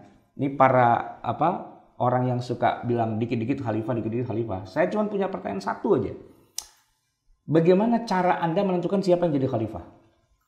Pemilu, pakai keturunan atau apa? Kalau pakai pemilu, langsung atau tidak langsung? Dan seterusnya kan ada banyak pertanyaan yang terlalu simpel dan sederhana dan sampai hari ini belum ada yang bisa menjawab. Gitu. Kenapa? Karena ilusi. Karena cuma teori aja gitu kan. Cuma teori. Dia menyalah-nyalahkan semua yang ada, nihilis gitu kan, mengingkari semua yang ada, lalu membayangkan sesuatu yang di kepalanya saja belum konkret. Di kepalanya dia belum konkret gitu kan. Bagaimana dia bisa jelaskan kepada kita semua? Gitu. Ibarat kata ada sebuah bangunan besar yang dibangun lama, panjang, jembatan gitu. Lalu ada orang tiba-tiba bilang, jembatan ini salah, harusnya begini-begini. Ya harusnya gimana? Nah, dia nggak bisa gambarnya juga. Dia coba bikin dicoret-coretan di kertas kosong. Coba kira-kira menurut kamu jembatan ini salah, yang bener yang kayak gimana? Suruh gambar itu nggak bisa juga. Udah 2 jam itu kertasnya masih kosong juga. Kenapa? Karena kosong aja sebenarnya. Dia cuman menghayal sesuatu, tapi nggak ada sesuatu yang ingin dia sampaikan. Nah, mereka yang menyebarkan paham tafsir Maqasidi untuk mengganti syariah dan ilmu-ilmu yang sudah ada, itu kayak gitu, membangun angan-angan kosong aja. Sebenarnya dia tidak suka dengan fikih, intinya begitu, dan dia anti dengan syariah, terus dia ganti dengan maunya dia gitu. Tapi angan-angan kosong, mana realnya coba? Mana produk hukum yang kalian bilang katanya kalau pakai usul fikih itu salah, keliru dan sebagainya. Lalu coba saya mau tahu mana kitab fikih yang udah bisa Anda hasilkan pakai Maqasidus Syariah. Mana kitab fikihnya? Coba bikin, nggak usah panjang-panjang deh. 20 halaman aja. Mana coba? Tentang bagaimana cara wudhu, bagaimana cara tayamum, bagaimana cara semua detail. Kan kalau di kitab fikih Wahbah Zuhaili 9 jilid gitu. Mausu'ah Fiqhiyah 45 jilid, jelas itu. Itu semua pakai usul fikih, pakai ilmu fikih. Sekarang dia ingkari usul fikih, dia ingkari semua itu semua, dan dia bilang harusnya pakai Maqasidus Syariah. Oke, mana kerjaanmu? Hayalanmu itu coba dilukis dulu. Itu sekedar melukis hayalan aja nggak ada gitu. Jadi cuman salah, harusnya gini, tapi mana gininya itu ya nggak ada juga pada akhirnya. Maka banyak orang yang mimpi dengan hal-hal yang menurut dia tuh baik, padahal ternyata nggak ada realnya juga. Itu yang terjadi ya di tengah masyarakat kita tuh seperti itu. Oke. Baik Ustaz. Ini kurang lebih kita sudah 1,5 jam begitu Ustaz? Seharusnya kalau 2 SKS itu 1 jam 40 menit ya. Karena 1 SKS itu 50 menit dan kalau kuliah 2 SKS itu berarti 100 menit. 100 menit itu sama dengan 60 menitnya 1 jam, sisanya masih 40 menit. Jadi kita 1 jam 40 menit. Tadi kita mulai jam 5:15, sekarang jam 6:30 ya. Ya belum sampai 2 SKS sih sebenarnya itu. Ayo kita masuk di sesi diskusi dan tanya jawab. Bapak Ibu bisa ikut nanya langsung, berpartisipasi di Zoom grup chat kita begitu, atau juga nanti bisa langsung angkat tangan untuk saya buka speakernya, bisa langsung bertanya kepada Ustadz gitu ya. Saya baca dulu pertanyaan pertama Ustadz dari Pak Bobi Gunara. Apakah ada tafsir fokus fikih Ustadz yang sudah diterjemahkan atau dalam bahasa Indonesia? Gitu. Ada nggak ya? Kalau terjemahan saya kira cukup banyak. Misalnya tafsir Ahkam Ali As-Sabuni itu juga sudah ada terjemahannya ya. Tapi itu tafsir Ahkam, bukan tafsir fikih. Emang beda? Beda.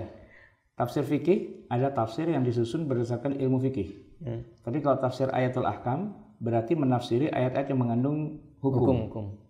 Ayat yang mengandung hukum ditafsiri. Hasilnya itu bukan fikih. Gitu. Dua hal yang berbeda. Jadi ayat yang mengandung hukum itu ditafsiri, itu namanya ayatul ahkam. Tapi kalau tafsir fikih adalah menafsirkan Al-Quran dengan metodologi fikih. Produknya adalah ilmu fikih itu sendiri. Yang mana ketika mengawalinya dengan ayat Quran. Gitu. Mengawalinya dengan ayat Quran, maka ayatnya itu dibaca, kemudian disyarah gitu kan. Sampai akhirnya menjadi produk fikih yang mana hukumnya begini, hukumnya begitu dan sebagainya. Itu tafsir fikih. Sedangkan tafsir ayat ahkam pertama adalah ini adalah tafsir seperti umumnya tafsir tahlili begitu. Nah, tapi hanya mengkhususkan tema-tema yang mengandung kajian hukum. Nah, ketika dibahas ya kemudian dijelaskan oleh si mufassirnya yang belum tentu si mufassir itu menggunakan kaidah-kaidah hukum fikih yang berlaku di tengah masyarakat. Maksud saya begini, misalnya nih ya. Kalau mufassirnya tidak bermadzhab salah satu mazhab fikih, maka ya dia beristihad dengan menggunakan mazhabnya dia pribadi. Gitu. Beda dengan kalau tafsir fikih, mufassirnya pastilah salah satu dari orang yang punya latar belakang mazhab fikih tertentu. Sebutlah misalnya Al-Jassas, beliau bermazhab Hanafi, ya kan? Nah, ketika beliau menafsirkan ayat-ayat Quran secara fikih, maka hasilnya adalah fikih mazhab Hanafi. Sudah ada identitasnya, inilah fikih mazhab Hanafi yang diambil dari ayat Quran. Ketika Al-Qiyah Al-Harasi juga melakukan hal yang sama, produknya itu adalah ilmu fikih yang udah jadi, gitu. Yang udah jadi itulah fikih begitu. Tapi kalau ayat ahkam ditafsiri, produknya ini tidak ekuivalen dengan ilmu fikih, gitu. Karena boleh jadi dia malah mensohihkan sesuatu yang di dalam ilmu fikih malah nggak dianggap. Ya contohnya tafsir yang ditulis oleh para bukan fuqaha. Dia bukan fuqaha, tapi dia menafsiri ayat-ayat Al-Qur'an yang berbau hukum, hasilnya itu akan bentrok dengan tafsir fikih. Kenapa? Karena ini berarti fikih sih, tapi fikihnya dia pribadi, gitu. Tidak mengakui atau tidak mengacu kepada fikih yang baku yang sudah ada, gitu. Nah, beda dengan tafsir fikih. Tafsir fikih ini adalah tafsir yang ditulis oleh para ahli fikih.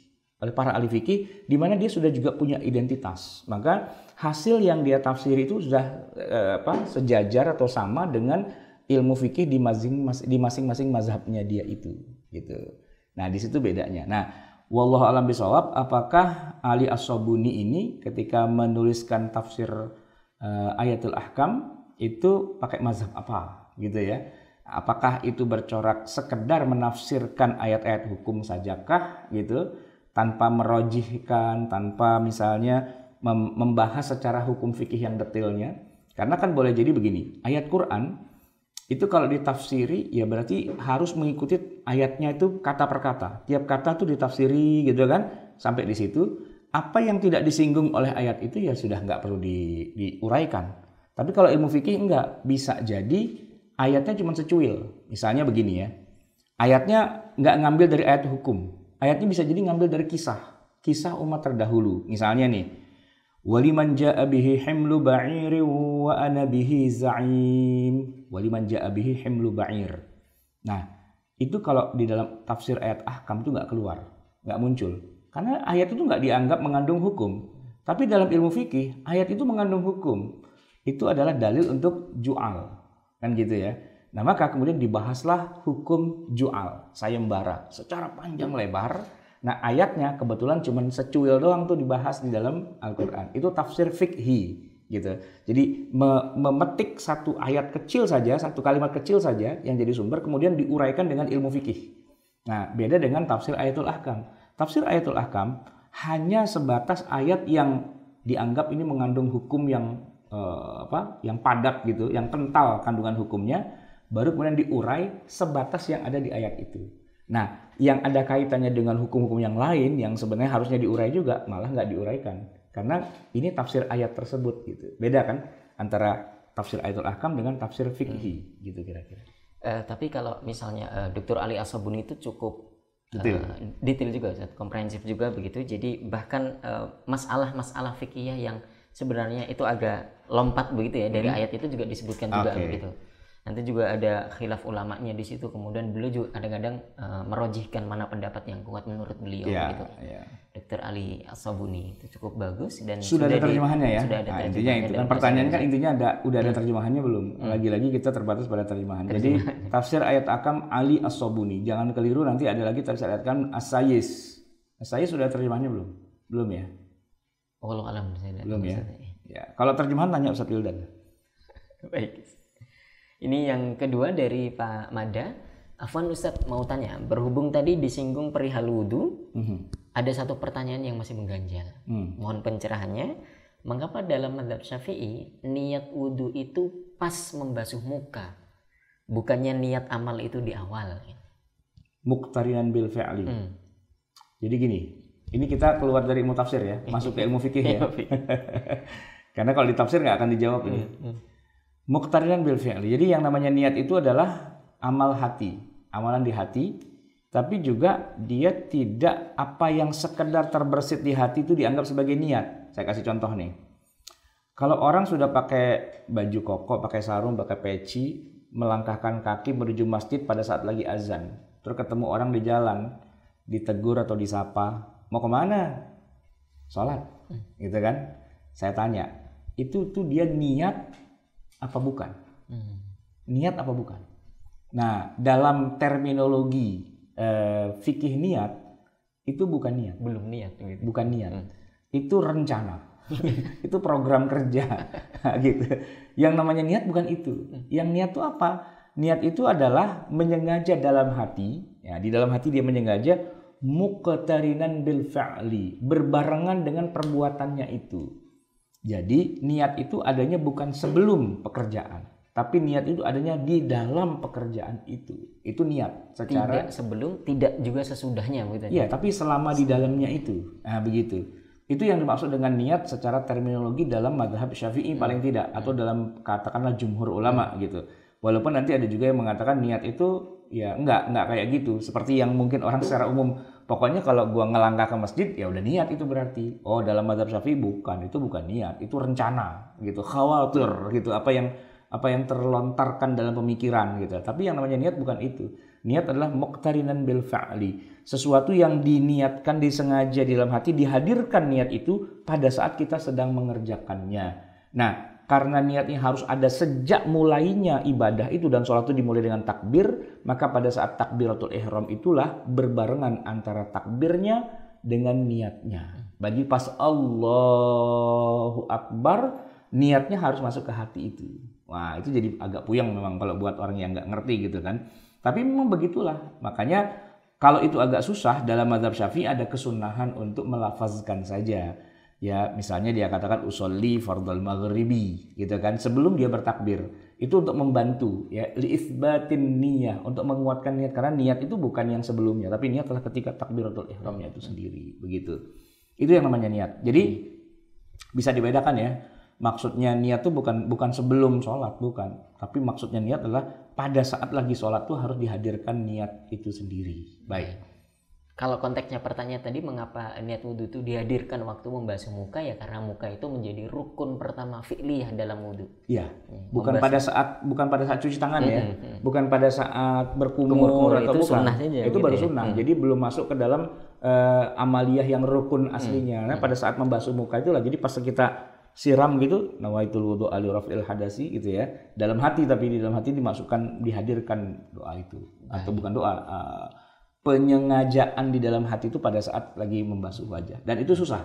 Oleh karena itu biar gampangnya dikasih solusi. Apa? Baca aja nawaitul wudhu ali raf'il hadasil asghari fardhalillahi ta'ala, selesai gitu. Baik. Dan kalau kita pengen cukup detailnya begitu di mazhab Syafi'i, ketika membasuh tangan, kumur-kumur itu kita hadirkan niat sunnah. Baru nanti ketika membasuh muka itu niat rukun, niat wajibnya gitu. Menarik ini Ustaz kalau kita bahas fikih itu. Iya. Selanjutnya dari Pak Yudanto Aribowo. Afwan Ustaz, bukannya Umar radhiyallahu taala anhu melakukan perubahan fikih seperti hukum ghanimah, salat tarawih dan lain sebagainya itu berdasarkan pendekatan maqasidus syariah? Enggak. Umar tidak melakukan berdasarkan maqasidus syariah. Itu yang bilang yang lagi mempelopori maqasidus syariah, dia klaim Umar sedang melakukan perubahan berdasarkan maqasidus syariah. Maqasidus syariah itu baru adanya sekarang, gitu, bukan di zaman Umar. Mana ada di zaman Umar maqasidus syariah, dan mana ada di zaman Umar fikih madhab yang 4 itu kan enggak. Jadi gini, bedakan antara Umar melakukan ijtihad. Ijtihadnya Umar itu sesuai dengan kaidah-kaidah ilmu fikih yang kita kenal sekarang, dan bukan maqasidus syariah. Jadi gini kira-kira. Ijtihad fikih yang sudah ada, yang sudah baku selama 14 abad ini ingin dibongkar, ingin diganti, dianggap sudah nggak cocok, dianggap nggak sesuai dah dengan seleranya dia. Terus gantinya apa? Maqasid, gitu. Diganti dengan maqasid. Yang mana tadi saya bilang, maqasid itu sendiri kalau disuruh gambar dia juga nggak bisa gambar. Kayak apa bangunan yang ingin Anda jadikan sebagai pengganti dari bangunan yang sudah ada, gitu kan? Nah, kemudian orang-orang yang mempelopori maqasid kemudian mengklaim bahwa Umar itu melakukan maqasid. Gitu. Itu klaim Anda aja. Enggak, mana Umar melakukan maqasid? Enggak. Umar membangun hukum dengan logika hukum fikih, dengan logika hukum usul fikih yang kita kenal. Ya, para ulama 4 mazhab itu ketika mereka beristidlal, emangnya mereka nggak pakai pendekatan Umar? Pakai. Gitu. Jadi kalau dibilang Umar pakai maqasid itu klaim orang si pembela maqasid, gitu loh. Sementara di dalam mazhab fikih yang 4 yang kita kenal, ya mereka menggunakan logika Umar juga, dan kata mereka itu bukan maqasid. Itulah yang dilakukan oleh Umar, itu ilmu usul fikih gitu sebenarnya kan.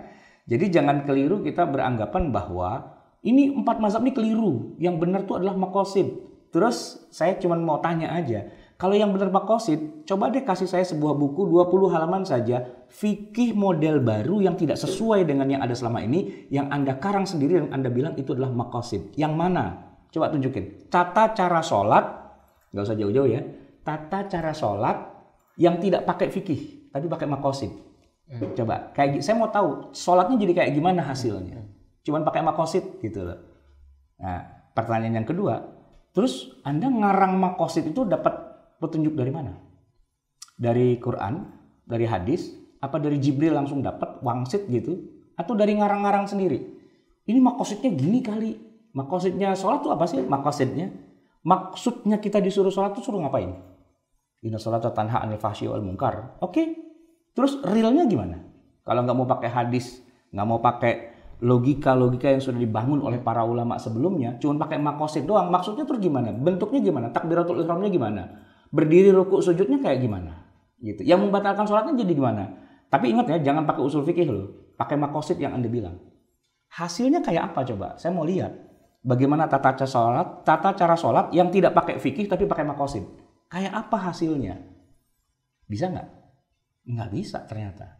Kenapa? Ya karena bangunan Islam itu dibangun dengan usul fikih, dengan ilmu fikih, bukan dengan maqasid. Maqasid kalau mau ikut hadir boleh gabung, tapi tugas Anda bukan membangun hukum, tapi memberikan hikmah. Di balik dari semua ini hikmahnya begini.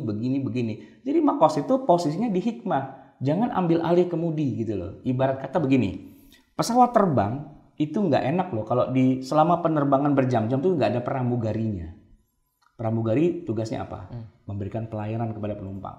Lapar nih Mbak, aus nih Mbak, gitu kan? Pramugari. Tapi jangan berkata bahwa pramugari bilang, pilot itu nggak bener. Sini gue yang ambil alih perjalanan ini. Kata pramugari, nggak bisa. Pilot ya pilot, dia dididik untuk itu semua. Nah, sedangkan pramugari tugasnya di dalam kabin melayani biar nyaman gitu, ya kan? Tapi sekarang saya balik pertanyaan gini. Bisa nggak sebuah penerbangan itu sampai ke tujuan tanpa adanya pramugari? Bisa nggak? Bisa aja. Bisa. Yang penting ada pilotnya, gitu kan? Tapi sekarang saya balik. Bisa nggak penerbangan tuh sampai ke tujuan cuma ada pramugari tapi nggak ada pilot? Bisa nggak? Nggak bisa. Jadi Anda harus bedakan mana pilot, mana pramugari. Jangan salah pilih gitu loh. Kita tidak menafikan pentingnya pramugari. Pentingnya maqasidus syariah tuh iya. Tapi posisinya bukan untuk membangun itu semua. Bukan untuk nyetir pesawatnya. Tapi untuk memberikan pelayanan. Biar nyaman gitu. Kita sholat, semua bangunannya sudah jadi. Terus biar nyaman gimana ya? Kita bahas maqasidnya. Maqasidnya gini. Oh, dengan maqasid itu kita jadi punya motivasi yang lebih kuat. Bisa menikmati perjalanan ini. Ada mbak-mbak yang bagikan headset. Buat apa nih Mbak? Itu loh, colokin situ buat nonton film apa. Wah iya enak gitu kan. Iya begitu, fungsinya maqasid itu jadi pramugari dalam sebuah perjalanan. Bukan jadi pilot. Gitu. Nah orang sekarang nggak ngerti urusan, pilot disuruh terjun payung. Udah pilotnya terjun aja, nggak penting lo pilot. Sekarang biar mbak-mbak pramugari yang suruh nyetir. Dia pikir nyetir pesawat tuh kayak main PlayStation gitu. Ya enggak lah gitu. Gitu kira-kira perbandingannya. Baik, Bapak Ibu kalau saya ngomong begini kenapa? Karena disertasi saya tentang dua hal itu, tentang usul fikih dan maqasid. Lu jangan pada berantem ya, posisi masing-masing sudah jelas. Gitu. Jangan kemudian overlap. Usul fikih kemudian diganti dengan maqasid. Enggak, itu keliru. Pesawat bisa nyungsep dan mati semua penumpangnya. Karena salah memfungsikan maqasid syariah. Yang Ustadz khawatirkan itu adalah orang-orang yang sangat memprioritaskan maqasid syariah, kemudian menafikan usul fikih ini. Jadi dia maqasid dia sebenarnya gitu. Maunya dia, seleranya dia dengan hawa nafsunya dia. Iya, dengan hawa nafsunya dia mengatasnamakan maqasid syariah. Nah, itu yang kita sepakati tercela begitu. Dan Umar tidak kemudian adalah orang yang menentang semua yang sudah jadi lalu dengan tiba-tiba kata Umar, "Ini loh maqasid syariah." Enggak. Itu klaimnya para pendukung maqasid yang nyari-nyari dukungan kemana ya? Ke Umar, kemana. Biasalah, namanya orang lagi kampanye pasti dia mengendorse siapalah gitu yang kira-kira bisa dijadikan sebagai batu pegangan kan gitu, sebagai loncatan gitu, batu loncatan atau pegangan. Dia apa saja yang bisa diraihnya lah, namanya orang lagi tenggelam kan begitu. Baik. Saya kayaknya perlu juga sedikit menerangkan tentang maqasidus syariah. Bapak Ibu kalau masih pusing, maqasidus syariah itu ada 5 begitu pada umumnya. Misalnya hifdzu an-nafs, hifdzun nafs, menjaga jiwa, kemudian hifdzuddin, menjaga agama, hifdzul aql, menjaga akal, hifdzul mal, menjaga harta, dan hifdzu an-nasab, menjaga keturunan. Nah, itu 5 maqasidus syariah yang sering didengungkan oleh para ulama. Saya sudah nulis maqasidus syariah di PDF. Oh baik. Ya. Bapak Ibu bisa lihat di PDF Rumah Fikih. Atau kalau mau ditampilkan bisa. Maqasidus syariah. Saya coba tampilkan saja. Tapi kan di di share screen. Baik, sebentar. rumahfikih.com/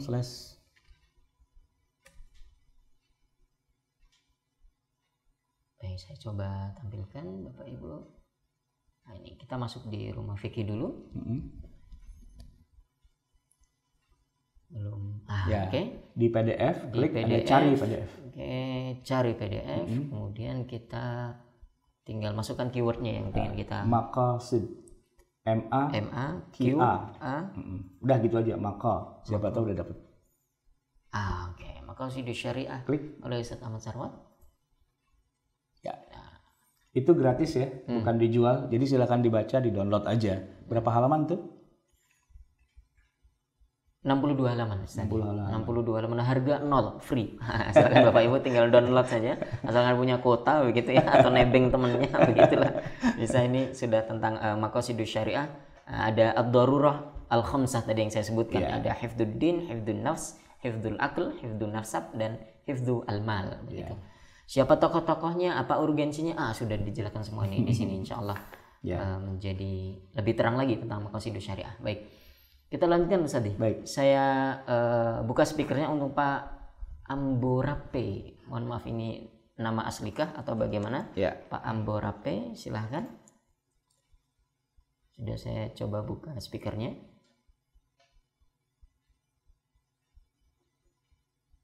Suaranya mungkin kayaknya belum dibuat ya. Belum bunyi ya? Iya, belum bunyi. Baik, saya ke yang kedua dulu, loncat dulu ke Pak Bobi Gunara nih. Pak Bobi Gunara sudah siap di sana, mudah-mudahan sudah bisa untuk buka speakernya. Halo, Assalamualaikum Ustaz. Waalaikumsalam warahmatullahi wabarakatuh. Ya, nggak terkait dengan maqasid syariah itu. Saya kebetulan juga pernah ikut kajian sih tentang itu.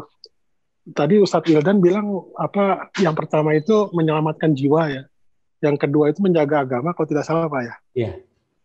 Hal seperti itu apakah memang yang utama itu menjaga jiwa atau menjaga agama? Karena saya pernah belajar juga itu dibalik gitu, katanya menjaga agama, yang kedua baru menjaga jiwa gitu. Apakah itu memang apa istilahnya ya? Sifatnya memang emang berbeda atau bagaimana? Saya juga nggak ngerti. Ini terkait juga dengan ini Pak. Oke. Karena terkait dengan ini masalah pandemi ini kan gitu ya. Saya terus terang selama 6 bulan ini kan tidak sholat Jumat dan sholat jamaah di masjid. Karena saya melihat beberapa tetangga itu pernah keluar dari kompleks itu, keluar kota bahkan naik pesawat gitu, tapi tidak apa istilahnya, tidak diam dulu selama 14 hari di rumah gitu. Jadi saya agak khawatir juga ini apa istilahnya ya, jadi karena saya agak khawatir gitu, jadi makanya saya tidak mengikuti sholat jamaah di masjid karena saya beberapa orang tahu ke luar kota gitu dengan pesawat bahkan, terus juga tidak tadi apa istilahnya mengikuti protokol COVID itu, bahwa dia harus stay dulu selama 14 hari di rumah, kalau sudah aman tidak ini gitu ya, baru ke masjid gitu, atau udah tidak ada panas atau gejala ininya. Itu bagaimana Ustaz? Terima kasih. Assalamualaikum warahmatullahi wabarakatuh. Waalaikumsalam warahmatullahi wabarakatuh. Jadi kalau saya ringkas pertanyaan Pak Bobi ini, urutan tadi itu Ustaz, ad-daruriyah al-khamsah itu menjaga agama, menjaga, apakah urutan yang baku harus itu dulu nomor 1, nomor 2 itu, nomor 3 itu, nomor 4 itu, begitu? Baik. Ustadz Wildan tadi menyebutkan 5 ya. Saya tanya, itu ketemu 5 itu di mana? Siapa yang ngarang, atau itu ayat Quran apa hadis, atau siapa yang bilang 5? Oke, kalau saya biasanya baca-bacanya dari misalnya tulisan Al-Imam Al-Ghazali, atau kalau dalam Al-Muwafaqat itu Imam Asy-Syatibi juga disebutkan 5 hal itu. Tokoh besarnya maqasid itu kan Asy-Syatibi. Tapi Syatibi bukan penemu. Ya, yang mengarang 5 itu bukan Syatibi. Yang ngarang tadi Al-Ghazali. Jadi kalau nanya urutan yang benar gimana, tanyalah ke Ghazali. Ya kan? Pak Ghazali, itu urutannya yang awal tuh Hifzuddin dulu apa Hifdzun Nafs dulu apa Hifdzul Mal atau apa? Nah, coba cari di Al-Ghazali. Nah, di buku saya ada tuh riwayatnya. Dari awal mulanya kok ada 5 itu, siapa sih yang ngomong 5 itu? Ternyata yang bikin 5 itu adalah ahli fikih. Bukan ahli maqasid. Bukannya Pak Syatibi, bukan, tapi Pak Ghazali. Nah, Pak Ghazali itu tokoh ulama NU. Tokoh ulama mazhab Syafi'i gitu. Iya, di mana beliau berguru kepada Al-Juwaini, Imamul Haramain gitu kan. Nah, muridnya adalah Al-Ghazali, beliau punya kitab fikih yang lengkap. Nah, sebagai seorang ahli fikih, melengkapi ilmu fikih itu dengan maqasid gitu. Jadi maqasid itu bukan menggantikan ilmu fikih, enggak, ya kan? Dan beliau Al-Ghazali itu juga ahli di bidang usul fikih. Beliau punya kitab usul fikih juga, punya kitab fikih juga, dan penemu, ya istilahnya boleh dibilang penemu dari 5 maqasid syariah tadi itu. Jadi kalau kita mau ribut mana duluan gitu, tanyanya sama Om Ghazali ini, ya kan, Syekh yang paling pertama kali menyebutkan hal itu. Baru kemudian nanti di abad-abad kesininya oleh Asy-Syatibi itu lebih dikasih aransemen, dikasih warna, dikasih apa dan sebagainya, sehingga seolah-olah maqasid syariah itu adalah produk baru yang mana ini akan digadang-gadang akan menggantikan fikih dan usul fikih. Nah, itu yang saya bilang nggak benar, itu nggak sesuai dengan sejarah gitu kan. Itu tentang maqasid syariahnya. Tapi tentang COVID protokolnya ini, ya hifdzun nafas itu dengan hifdzuddin itu begini. Bicaranya tidak mana prioritas duluan dan belakangan. Tapi kalau bicara prioritasnya tidak berdasarkan urutan, maksud saya. Walaupun disebutkan yang nomor 1 hifdzuddin, lalu kemudian nomor 2 adalah hifdzul an-nafas, baru hifdzul mal dan yang lain-lainnya. Tapi kalau bertabrakan antara din, agama, dengan nyawa itu yang didahulukan kepentingan menjaga nyawa. Banyak contohnya. Sholat itu hifdzuddin.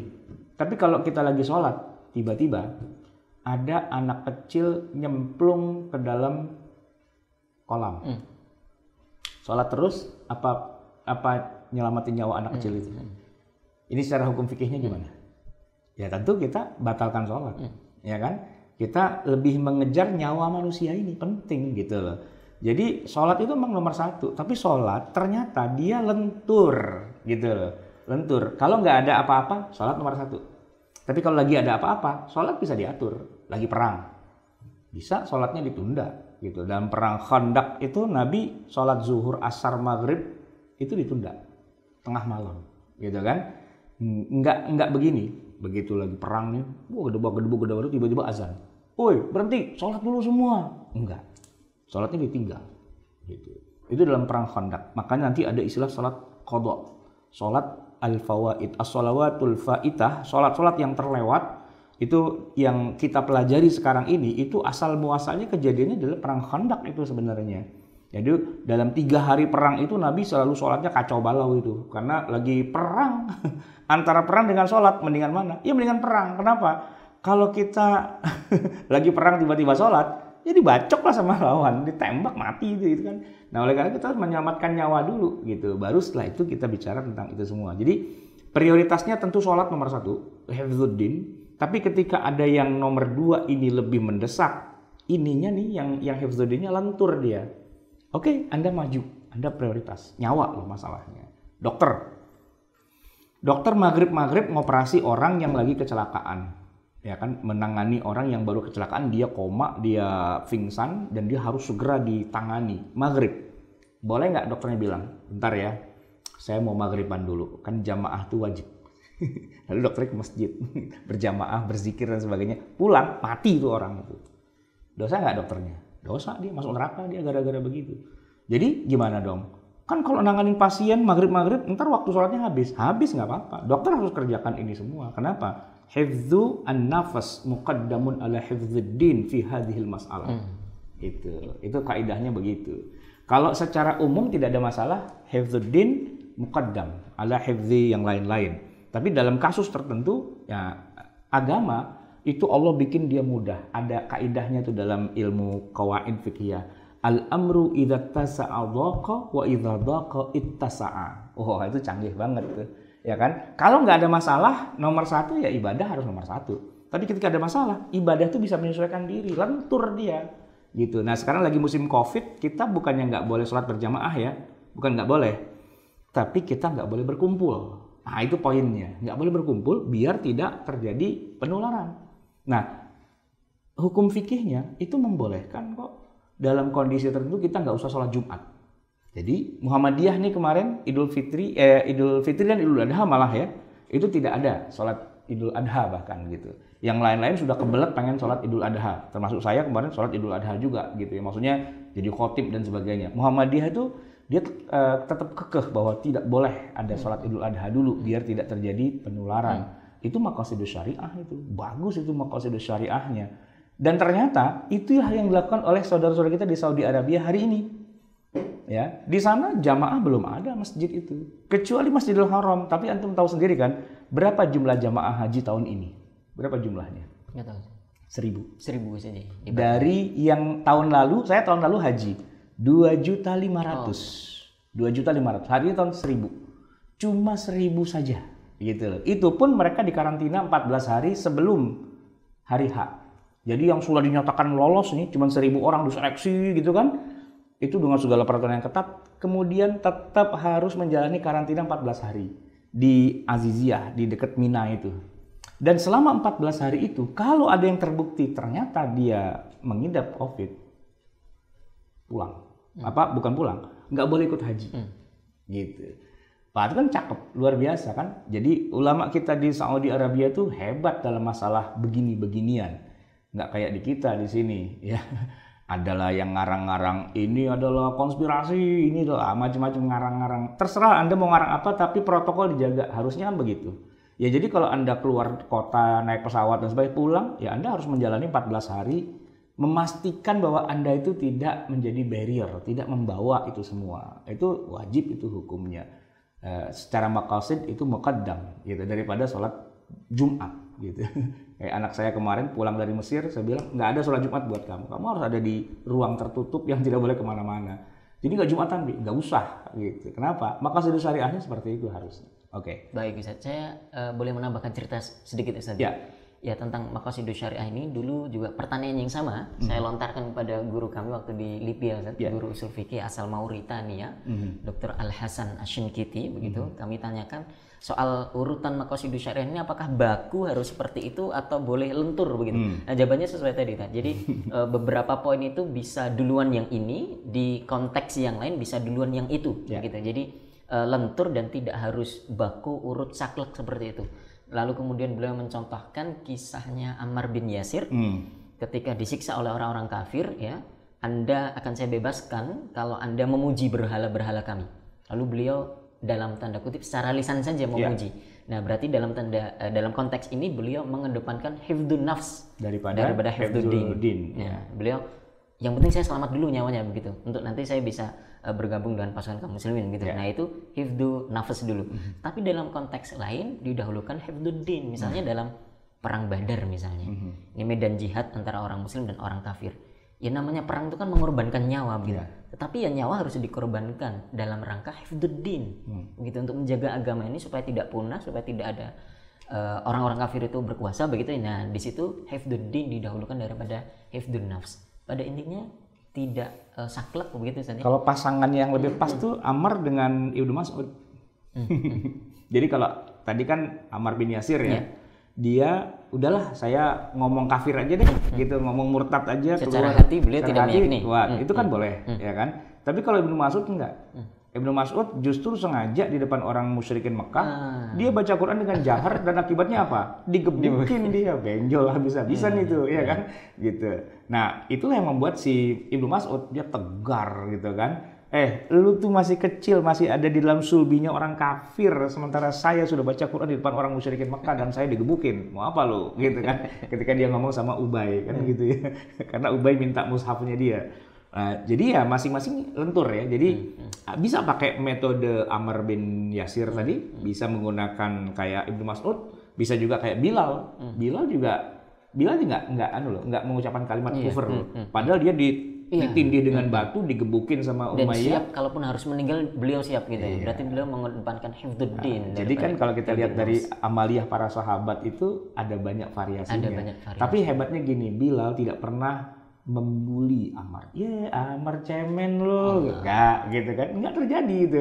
Ya masing-masing sesuai dengan keadaannya gitu. Jadi ada banyak pertimbangan. Karena kalau Ammar itu saya bisa merasakannya begini. Kenapa Ammar sampai mengucapkan itu? Karena secara psikologis dia sudah disiksa dulu, baru secara fisik. Psikologisnya apa? Ibunya dibunuh di depan dia, bapaknya dibunuh di depan dia. Dan kalau ibunya tuh cara bunuhnya juga nggak manusiawi. Itu kemaluannya ditusuk dengan tombak sampai mati. Dan kalau si bapaknya itu dirobek tubuhnya, tangan kanan, tangan kiri ditarik 2 ekor unta sehingga tubuhnya robek jadi 2.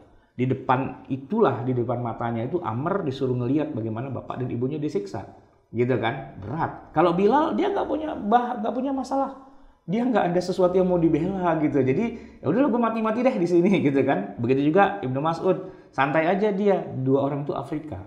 Jadi kalau Ammar itu bukan. Jadi tiap orang kan beda-beda kan, mentalitasnya beda, suasana kebatinannya beda, maka kita tidak perlu membuli siapapun orang dengan perbedaan-perbedaan itu. Oke. Baik Ustaz, kita lanjutkan, kita balik ke Pak Amborape. Mudah-mudahan sudah bisa terhubung nih. Karena satu nama baru, mudah-mudahan kita banyak ada pertanyaan yang menarik atau dapat faidah yang baru begitu. Silakan Pak Amborape. 1, 2, 3, oke. Masih bergabung ini Ustaz. Baik Ustaz, ini sudah jam 7 lewat ya, begitu. 7:10 ya. Sudah 2 SKS kita ini. Sudah 2 SKS, sudah hampir 2 jam begitu. Ya. Maka Bapak Ibu, kita cukupkan sekian pada kajian kita pada pagi hari ini di penerjemahan Al-Quran bagian yang kedua. Karena kita di studio ya, nggak bisa bedakan pagi atau malam ya. Tadi kita masih gelap masuk kira-kira gitu kan, karena pada subuh kita keluar sudah terang nih ternyata. Baik, mari sama-sama kita tutup dengan membaca doa kafaratul majelis. Subhanakallahumma wa bihamdika asyhadu an la ilaha illa anta astaghfiruka wa atubu ilaik. Saya Wildan Jauhari mewakili Ustaz Ahmad Sarwat dan tim yang bertugas pada hari ini mengucapkan terima kasih kepada Bapak Ibu yang masih setia ikut berpartisipasi di Sekolah Fikih Live. Mudah-mudahan kita ketemu lagi di hari Rabu insyaallah di jam yang sama Ustaz ya. Di tema ilmu Al-Qur'an dan tafsir nantinya. Saya mohon undur diri mewakili Ustaz dan tim yang bertugas. Bila ada kekeliruan kami mohon maaf. Billahi taufiq wal hidayah. Wassalamualaikum warahmatullahi wabarakatuh. Waalaikumsalam warahmatullahi wabarakatuh.